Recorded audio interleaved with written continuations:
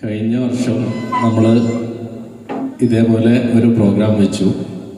അൻസാർക്ക, ഷമീം, ഷഫീഖ് ഒക്കെ നമ്മളോട് അവരുടെ ബിസിനസ് എക്സ്പീരിയൻസ് അതുപോലെ അവരുടെ അഡ്വൈസൊക്കെ നമ്മൾ കേട്ടു.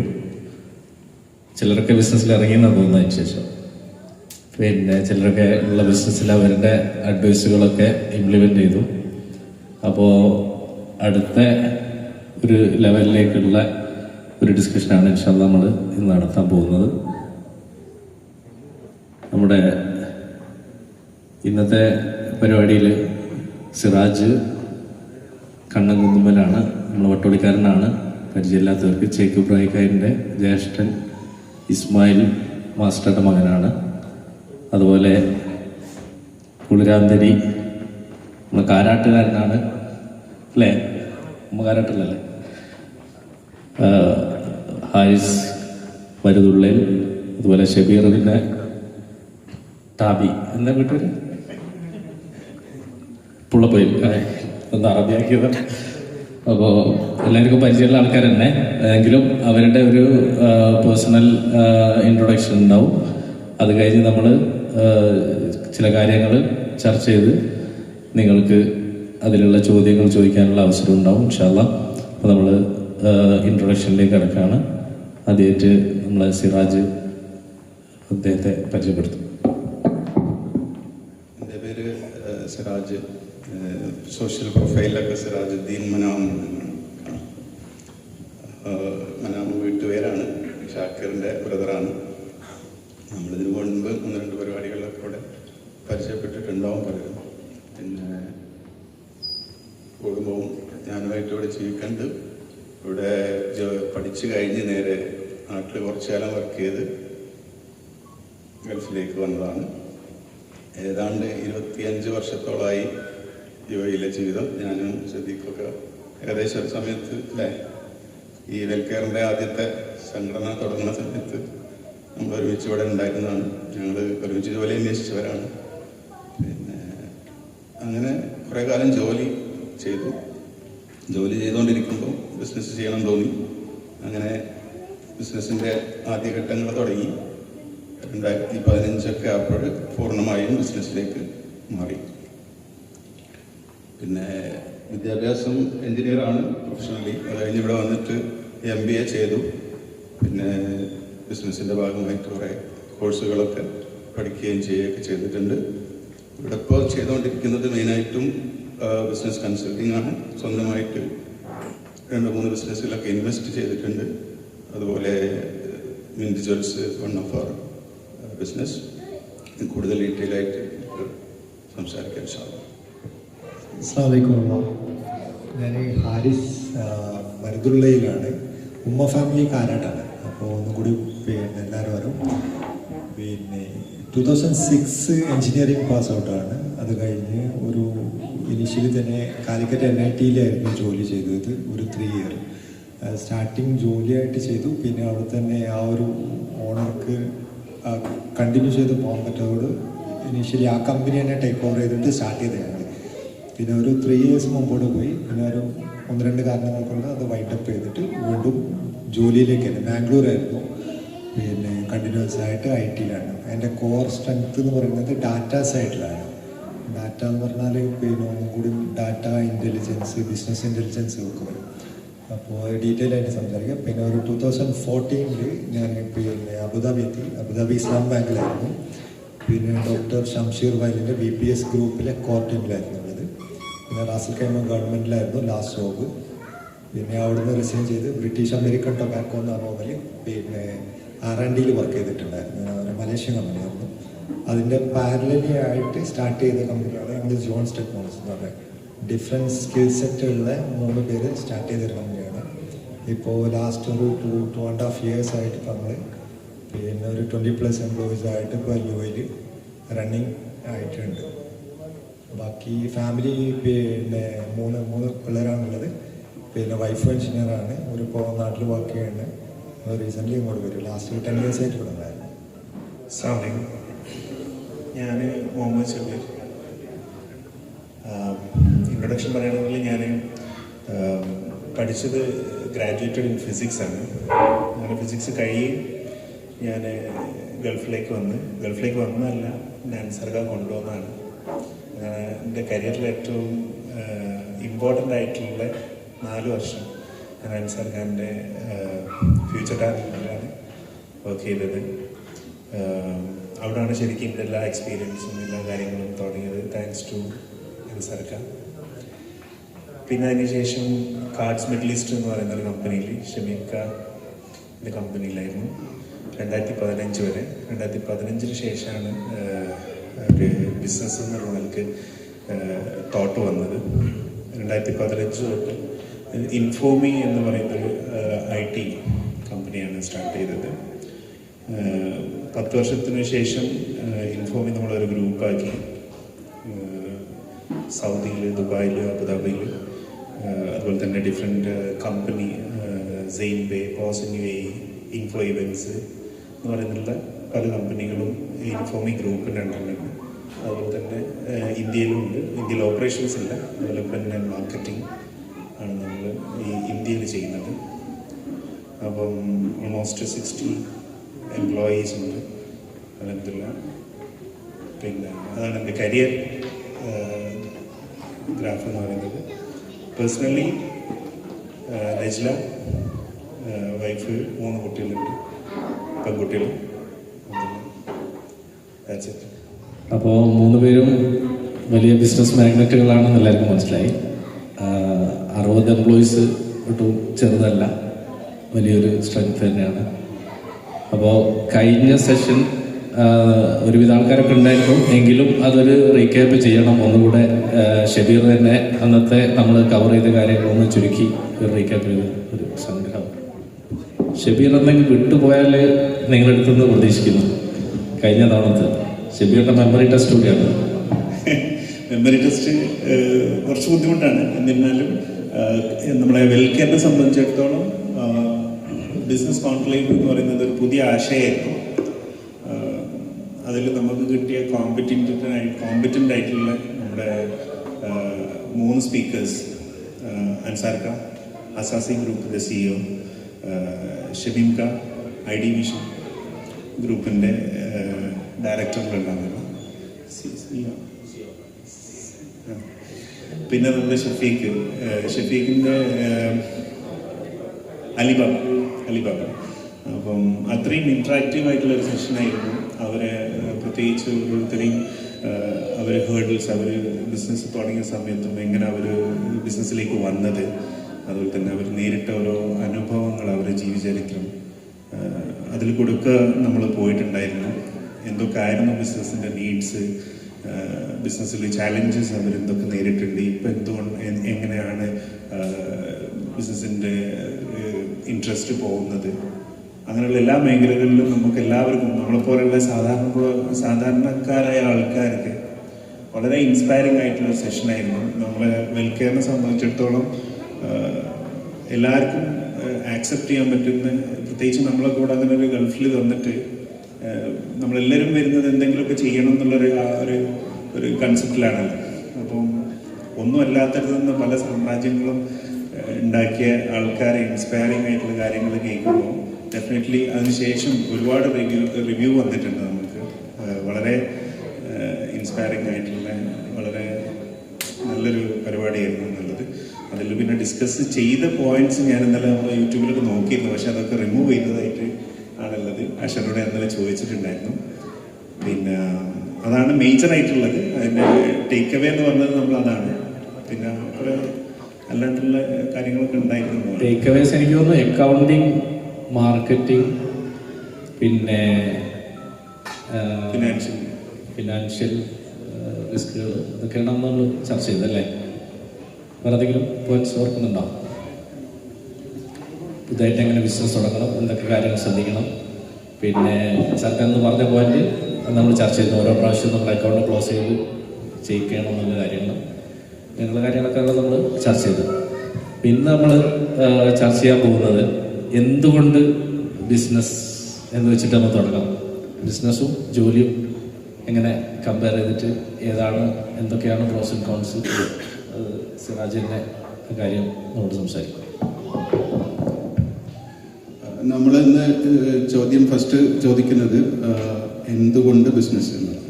അപ്പോൾ നമുക്ക് എല്ലാവർക്കും ഒരു കാര്യം, അധികം ആൾക്കാരും ഇവിടെ വരുന്നത്, ഞാനും വന്നത് ജോലി അന്വേഷിച്ചാണ്.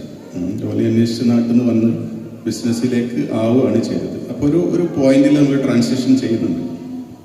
അപ്പം ബിസിനസ് ചെയ്യുന്നതിൻ്റെ മോട്ടീവ് എന്നുള്ളതാണ് ഞാൻ ആഡ് ചെയ്യാൻ ഉദ്ദേശിക്കുന്ന പോയിന്റ്. എന്തുകൊണ്ട് ബിസിനസ് ചെയ്യണം? സാധാരണഗതിയിൽ 3 പൊസിഷനാണ് ഒരാൾക്കുണ്ടാവുക. ഒന്നുകിൽ അയാൾ ഒരു എംപ്ലോയി ആയിരിക്കും, അതല്ലെങ്കിൽ അയാൾ ഒരു സെൽഫ് എംപ്ലോയിഡ് ആയിരിക്കും, അതല്ലെങ്കിൽ അയാളൊരു ബിസിനസ്സുകാരൻ. ഇത് സാധാരണഗതിയിൽ ഞാൻ കമ്പയർ ചെയ്യുമ്പോൾ നമ്മൾ ഒരു എളുപ്പമുള്ള ഭാഷ ചക്കക്കുരു, പ്ലാവ്. ഇപ്പം നമ്മൾ ചക്ക തിന്നണമെങ്കിൽ ലുലു പോയി ചക്ക വാങ്ങി തിന്നാം അല്ലേ? ഒരു ചക്കക്കുരു കുഴിച്ചിട്ട് ഒരു പ്ലാവായിട്ട് അതിൽ നിന്ന് ചക്ക തിന്നാം. ആ ഒരു സ്റ്റേജാണ് ഞാൻ മനസ്സിലാക്കുന്നത്. അപ്പം നമ്മൾ ഒരു പ്ലാവ് കുഴിച്ചിടുമ്പോൾ എത്ര പേർ ചക്ക തിന്നു, എത്ര കാലം ചക്ക തിന്നു എന്നൊക്കെയുള്ള ഒരു വലിയ സ്കെയിലബിലിറ്റി അവിടെ ഉണ്ട്. ഒരു ചക്ക കഴിക്കാനാണെങ്കിൽ നമുക്ക് അവിടെ നിന്നെങ്കിൽ അപ്പുറത്ത് വീട്ടിൽ ഓൾറെഡി ആരോ കുഴിച്ചിട്ട ചക്ക എന്ന് നമുക്ക് ചക്ക തിന്നു. അപ്പം നമ്മൾ എത്രത്തോളം അതിൻ്റെ റെപ്യൂട്ടേഷൻ, സ്കെയിലബിലിറ്റി, ആളുകൾക്ക് ഉപകാരം, എത്ര ആളുകൾക്ക് എംപ്ലോയ്മെന്റ് കൊടുക്കുന്നു, അങ്ങനെയുള്ള വലിയ ലക്ഷ്യങ്ങളാണ് ബിസിനസിന്റെ പുറകിലുള്ളത്. എല്ലാവരും ബിസിനസ് ചെയ്യണമെന്ന് ആഗ്രഹിക്കുന്നവരാണ് എന്നാണ് ഞാൻ മനസ്സിലാക്കുന്നത്. ആരെങ്കിലും ബിസിനസ് ചെയ്യേണ്ടെന്ന് ഉദ്ദേശിക്കുന്നവരുണ്ടോ? കൂട്ടത്തിലൊന്ന് കൈവരിച്ചേ. I don't want to do any business in my life എന്ന് പറയുന്ന ആരെങ്കിലും ഉണ്ടോ? ഉണ്ടോ? എല്ലാവരും ഒരു സ്റ്റേജിൽ ഞാൻ ജോലിയാണ് ചെയ്യുന്നത്, എങ്ങനെയെങ്കിലും ഇരുന്നൊന്ന് കഴിച്ചിലാവും, എനിക്കൊരു ബിസിനസ്സിലേക്ക് കാണണം. അപ്പം ജോലി, ബിസിനസ് എന്ന് പറയുമ്പോൾ 2 സ്കെയിലബിലിറ്റിൻ്റെ ഒരു അർത്ഥമുണ്ട്. എനിക്ക് ഒരുപാട് സമ്പാദിക്കാനും വളരാനും കഴിയും, ഒരുപാട് ആളുകളെ സഹായിക്കാൻ കഴിയും, അതൊരു മോട്ടീവാണ്. രണ്ടാമത്തത് റിസ്ക് പോയിന്റ്. എനിക്ക് രാവിലെ 9 മണി ഒരു വൈകുന്നേരം 6 മണി വരെ ജോലി ചെയ്യാന്ന് പറഞ്ഞെങ്കിൽ, അല്ലെങ്കിൽ ചിലപ്പോൾ 10 മണി വരെ നീണ്ടു പോവുക, വീക്കെൻഡിൽ ജോലി ചെയ്യാം. അതിങ്ങനെ ഒരു പ്രായമാവുമ്പോൾ പഠിച്ചോനെ ഞാൻ മടുത്തു എന്ന് പറഞ്ഞ ഒരു പോയിന്റിൽ അത് അവസാനിക്കാം. പിന്നെ മൂന്നാമത്തെ പോയിന്റ് ഇൻഹെറിറ്റൻസ്. നമ്മൾ ഒരു ജോലി ചെയ്തുകൊണ്ടിരിക്കുമ്പോൾ നമുക്കൊരു അസുഖം വന്ന് ഒരു ജോലി നഷ്ടപ്പെട്ടാൽ, അല്ലെങ്കിൽ എന്തെങ്കിലും ഒരു റിസ്ക് വന്ന് ജോലി നഷ്ടപ്പെട്ടാൽ നമ്മുടെ കുടുംബത്തിനോ നമ്മുടെ കുട്ടികൾക്കോ അത് കിട്ടുന്നില്ല. ബിസിനസ് നമ്മൾ എസ്റ്റാബ്ലിഷ് ചെയ്ത് അത് നടത്തിക്കൊണ്ടു പോകുമ്പോൾ അത് ട്രാൻസ്ഫറബിൾ ആണ്, ഇൻഹെറിറ്റബിൾ. നമ്മുടെ മകൻ്റെ മകൻ അങ്ങനെ എന്ത് ചെയ്യാം, ആ ബിസിനസ്സിനെ ഇങ്ങനെ ഇൻഹെറിറ്റ് ചെയ്ത് കൊണ്ടുപോകാൻ പറ്റും. പല എസ്റ്റാബ്ലിഷ്ഡ് ബിസിനസ്സുകളും നമ്മൾ നോക്കിയാൽ മനസ്സിലാവും അത് വല്യപ്പ തുടങ്ങിയതായിരിക്കും, അതിങ്ങനെ വലുതായി വരുന്നതായി. അപ്പോൾ ഇൻഹെറിറ്റൻസ്. അപ്പോൾ നമ്മൾ ചുരുക്കി പറഞ്ഞാൽ ബിസിനസ് വലിയ സ്കെയിലബിൾ ആണ്, സ്വന്തം ജോലി മറ്റാളുകളെ ഏൽപ്പിച്ച് ചെയ്യുന്നുണ്ട്, ഇൻഹെറിറ്റബിൾ ആണ്. ഇനി വലിയൊരു മോട്ടീവ് റസൂല് നമ്മളെ കുറിച്ച് ഒരു ഹദീസിൽ ബിസിനസ് കുറിച്ച് നേരത്തെ അൻസാർക്കാർ സൂചിപ്പിച്ച പോലെ ഖുർആനുടനീളം നമുക്ക് ബിസിനസ്സിനെ അല്ലെങ്കിൽ വ്യാപാരത്തെ താജിർ, തിജാറ എന്നൊക്കെ പറയാം. റസൂല് ഒരു ഹദീസിൽ പറഞ്ഞത് താജിറു സ്വദൂഖുൽ അമീൻ മഅൻ നബിയ്യീന വസിദ്ദീഖീന വശുഹദാ. സത്യസന്ധനായ ഒരു വ്യാപാരി നബിമാരുടെയും സിദ്ദീഖുകളുടെ ശുഹദാക്കളുടെയും കൂടെയാണ് എന്നാണ് തിർമിദി റിപ്പോർട്ട് ചെയ്ത ഹദീസ്. ഇത് വലിയൊരു മോട്ടീവാണ്. നമ്മൾ ഈ ലോകത്ത് ജീവിക്കുന്ന സമയത്ത് ദുനിയവിയായ കാര്യങ്ങളെ പറഞ്ഞു, ആഖിറത്തിലേക്കുള്ള കാര്യങ്ങളും അങ്ങനെ വലിയതാണ്. ആ ഒരു ട്രാൻസിഷനാണ് ഞാൻ എന്തുകൊണ്ട് ബിസിനസ്സുകാരനാവണം എന്നുള്ള ചോദ്യത്തിനായിട്ട് ഞാൻ കണ്ടെത്തിയ ഉത്തരം. വളരെ നല്ലൊരു ഉദാഹരണമാണ്. ആ ഉദാഹരണം തന്നെ ആ സന്ദേശം കറക്റ്റ് വ്യക്തമാക്കുന്നുണ്ട്. അത് ഒരേ സമയം ഈ ഒരു ഉദാഹരണം ഒരു തവണ ഹാർവെസ്റ്റ് ചെയ്യുന്ന വേറൊരു കൃഷിയായിരുന്നെങ്കിൽ ഒരു പക്ഷേ നമുക്ക് സൂട്ടാകുമായിരുന്നില്ല. ഒരുപാട് കാലം എടുക്കാൻ പറ്റുന്ന ഒരു വൃക്ഷം തന്നെ പറഞ്ഞപ്പോൾ അപ്പോൾ നമ്മളൊക്കെ ബിസിനസ്സിൽ ഇറങ്ങാൻ ആഗ്രഹിക്കുന്ന ആൾക്കാരാണ്. പലപ്പോഴും നമ്മളൊക്കെ ഇങ്ങനെ ആലോചിക്കും, തീരുമാനിക്കും, പക്ഷേ അതങ്ങോട്ട് ഇറങ്ങില്ല.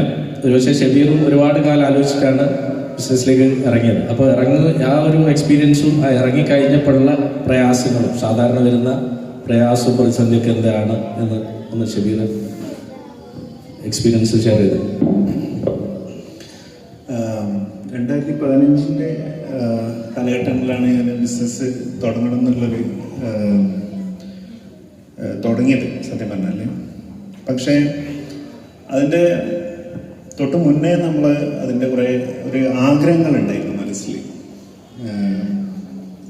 ക്യാൻ സേ ആസ്പിറേഷൻ, ഒരു ഭയങ്കരമായിട്ടൊരു ആഗ്രഹം എന്തെങ്കിലും ചെയ്യണം. അത് ഒരുപക്ഷെ നമുക്ക് എല്ലാവർക്കും ഉണ്ടാവും. എന്തെങ്കിലും സ്വന്തമായിട്ട് ചെയ്യണം, അതല്ലെങ്കിൽ ഒരു ബ്രാൻഡ് ക്രിയേറ്റ് ചെയ്യണം, എന്തെങ്കിലും നമ്മൾക്ക് നേരത്തെ സിറാജ് ഖാൻ പറഞ്ഞ പോലെ തന്നെ, ചക്കക്കുരു പോലെ തന്നെ ഒരുപാട് ആൾക്കാർ സഹായിക്കണം. പറയുക, അപ്പോൾ നമ്മളിപ്പോൾ ഒരു ജോലി ചെയ്യുകയാണെന്നുണ്ടെങ്കിൽ അല്ലെങ്കിൽ അതിൽ കൂടുതൽ നമുക്ക് ചെയ്യാൻ പറ്റും ഇൻ ടേംസ് ഓഫ് ഒരുപാട് ഫാമിലീസ്. അപ്പോൾ അങ്ങനെ ഒരു ആസ്പിറേഷൻ എന്ന് പറയുന്ന ഒരു ചിന്താഗതി എന്തായിരുന്നു സത്യം പറഞ്ഞാൽ ബിസിനസ് തുടങ്ങുക എന്ന് പറയുന്നത്. അപ്പം തുടങ്ങുന്ന സമയത്ത് ഡെഫിനറ്റ്ലി നല്ല ഏതൊരാൾ ബിസിനസ് തുടങ്ങിയ ആൾക്കാരാണെന്നുണ്ടെങ്കിലും അവർക്ക് അറിയാൻ പറ്റും. നമ്മൾ മുണ്ട് മുറുക്കി കൊടുക്കുക എന്ന് പറയുന്ന സംഭവം ഉണ്ടല്ലോ, അത്രയും ടഫായിട്ട് കാര്യങ്ങൾ ചെയ്യേണ്ടി വരും. അപ്പം ഞാൻ വിചാരിച്ചിരിക്കുന്നതെന്ന് വെച്ചാൽ whatever it comes we have to face it. നമ്മളത് മുന്നിടണം എന്നാണ്. പലപ്പോഴും ഞാനിങ്ങനെ ഓർക്കുന്നൊരു കോട്ട് എന്ന് വെച്ചാൽ, if you are desperate to achieve something or to get something, എന്തെങ്കിലും ഒരു സംഭവത്തിന് വേണ്ടി നമ്മൾ ആഗ്രഹിക്കുകയാണെന്നുണ്ടെങ്കിൽ തീർച്ചയായിട്ടും ലോകം നിങ്ങൾക്ക് വേണ്ടിയിട്ട് അതിന് കൺസ്പിറസി ചെയ്യും, ഗൂഢാലോചന ചെയ്യും. മറ്റേ ഇവരെ കോലോ അവരൊരു ഇതിൽ ഉള്ളൊരു ആ വേർഡ് ഭയങ്കര സ്ട്രൈക്കിംഗ് ആണ്. കാരണം എന്ന് വെച്ചാൽ ഇപ്പം നിങ്ങൾ എന്നെ ആലോചിച്ചാൽ മതി, നിങ്ങൾ പല കാര്യങ്ങളും ആഗ്രഹിച്ചിട്ടുണ്ടാവും, പല കാര്യങ്ങളും ആലോചിച്ചിട്ടുണ്ടെങ്കിലും ഒരുപാട് കാലം കഴിഞ്ഞതിന് ശേഷം അത് നിങ്ങൾ തന്നിലേക്ക് താനേ വരും. അങ്ങനെയുള്ള ഒരുപാട് എക്സ്പീരിയൻസ് ബിസിനസ് തുടങ്ങുന്ന സമയത്തൊക്കെ നമുക്കുണ്ടായിരുന്നു. പിന്നെ ഈ തുടങ്ങുന്ന സമയത്ത് തന്നെ ഈ ചിന്താഗതി ഭയങ്കരമായിട്ടുണ്ടായിരുന്നു. എങ്ങനെ ബിസിനസ് ചെയ്യും, എങ്ങനെ നമ്മൾ കോസ്റ്റ് മീറ്റ് ചെയ്യും അല്ലേ. അപ്പോൾ അന്നൊക്കെ ഞാൻ ആലോചിക്കില്ല, ഇപ്പോൾ ലൈസൻസിൽ ഓഫീസിൽ ഇത്ര കോസ്റ്റിംഗ് ഉണ്ട്, ഇതൊക്കെ ഞങ്ങൾ എങ്ങനെ ചെയ്യാമെന്നൊക്കെ ആലോചിക്കുന്നുണ്ടായിരുന്നു. അപ്പോൾ ആ സമയത്ത് ഞാനിങ്ങനെ ടെൻഷനായിട്ട് നിൽക്കുമ്പോൾ എൻ്റെ ഒരു ജ്യേഷ്ഠനുണ്ട് ഫൈസൽ റിലേറ്റീവ്, പലർക്കും അറിയാവുന്നതായിരിക്കും. അപ്പോൾ എൻ്റെ ഒരു മെൻറ്ററാണ് അദ്ദേഹം. അപ്പോൾ ഞാൻ എന്ത് ടെൻഷൻ ഉണ്ടെങ്കിലും മുപ്പരോട് ഇങ്ങനെ സംസാരിക്കും. മുപ്പര് പറഞ്ഞാൽ എന്താ വെച്ചാൽ, നിനക്ക് പുഴ കടക്കുകയും വേണം, കാലായിട്ട് നനയാനും പറ്റില്ല എന്ന് പറഞ്ഞ സ്ഥിതി പറ്റരുത്, അങ്ങോട്ട് ഇറങ്ങുക, വട്ട് എവർ ഇറ്റ് ഈസ് ദർ അത് ഫേസ് ചെയ്യാം, നിനക്ക് എന്തായാലും ക്രോസ് ചെയ്യാൻ പറ്റുമെന്നാണ്. ആ ഒരു അന്നൊരു ചെറിയൊരു വാക്കുകൊണ്ട് പറഞ്ഞു, മുപ്പര് മനസ്സുകൊണ്ട് പറഞ്ഞാണെന്ന് ഓർമ്മയില്ല, ബട്ട് ഇറ്റ്സ് റൈറ്റ്. പിന്നെ അതായിരുന്നു ശരിക്കും അതിൻ്റെ ഒരു മുന്നോട്ട് പോകാനുള്ളൊരു കാര്യം. പലപ്പോഴും നമ്മൾ ഓരോ കാര്യങ്ങൾ ചോദിക്കുമ്പോൾ പലരും ഡിനൈ ചെയ്യും. ബിസിനസ് തുടങ്ങൽ മോനെ എന്നൊക്കെ പറഞ്ഞാൽ ടെൻഷൻ ആക്കുന്നവരുണ്ടാവും. പക്ഷേ ഇങ്ങനത്തെ കുറച്ച് ആൾക്കാർ ഓരോരോ വേർഡിങ്സ് ആണ് നമ്മൾക്കുള്ള ഒരു പുഷ് വരുന്നത്. അങ്ങനെയാണ് ശരിക്കും അതിലേക്ക് വന്നതും കാര്യങ്ങളൊക്കെ. അപ്പോൾ ഈ ഒരു വിഷയം പലർക്കും ഫേസ് ചെയ്യുന്നൊരു കാര്യമായിരിക്കും. അപ്പോൾ ബിസിനസ് തുടങ്ങുക എന്ന് പറഞ്ഞാൽ സിമ്പിളായിട്ട് കൊടുക്കാൻ പറ്റുന്ന കാര്യമാണ്. ചാലഞ്ചസ് എന്ന് പറഞ്ഞാൽ സത്യം പറഞ്ഞാൽ ഒന്നുമില്ല എന്നുള്ളത്. ശരിക്കും ബേസിക്കലി നമ്മൾ ബിസിനസ് തുടങ്ങിയിട്ട് പിറ്റേന്ന് നമ്മൾ കാണുന്ന ലോകം എന്ന് പറയുന്നത് ഇറ്റ്സ് എൻറ്റയർലി ഡിഫറെൻറ്റ്.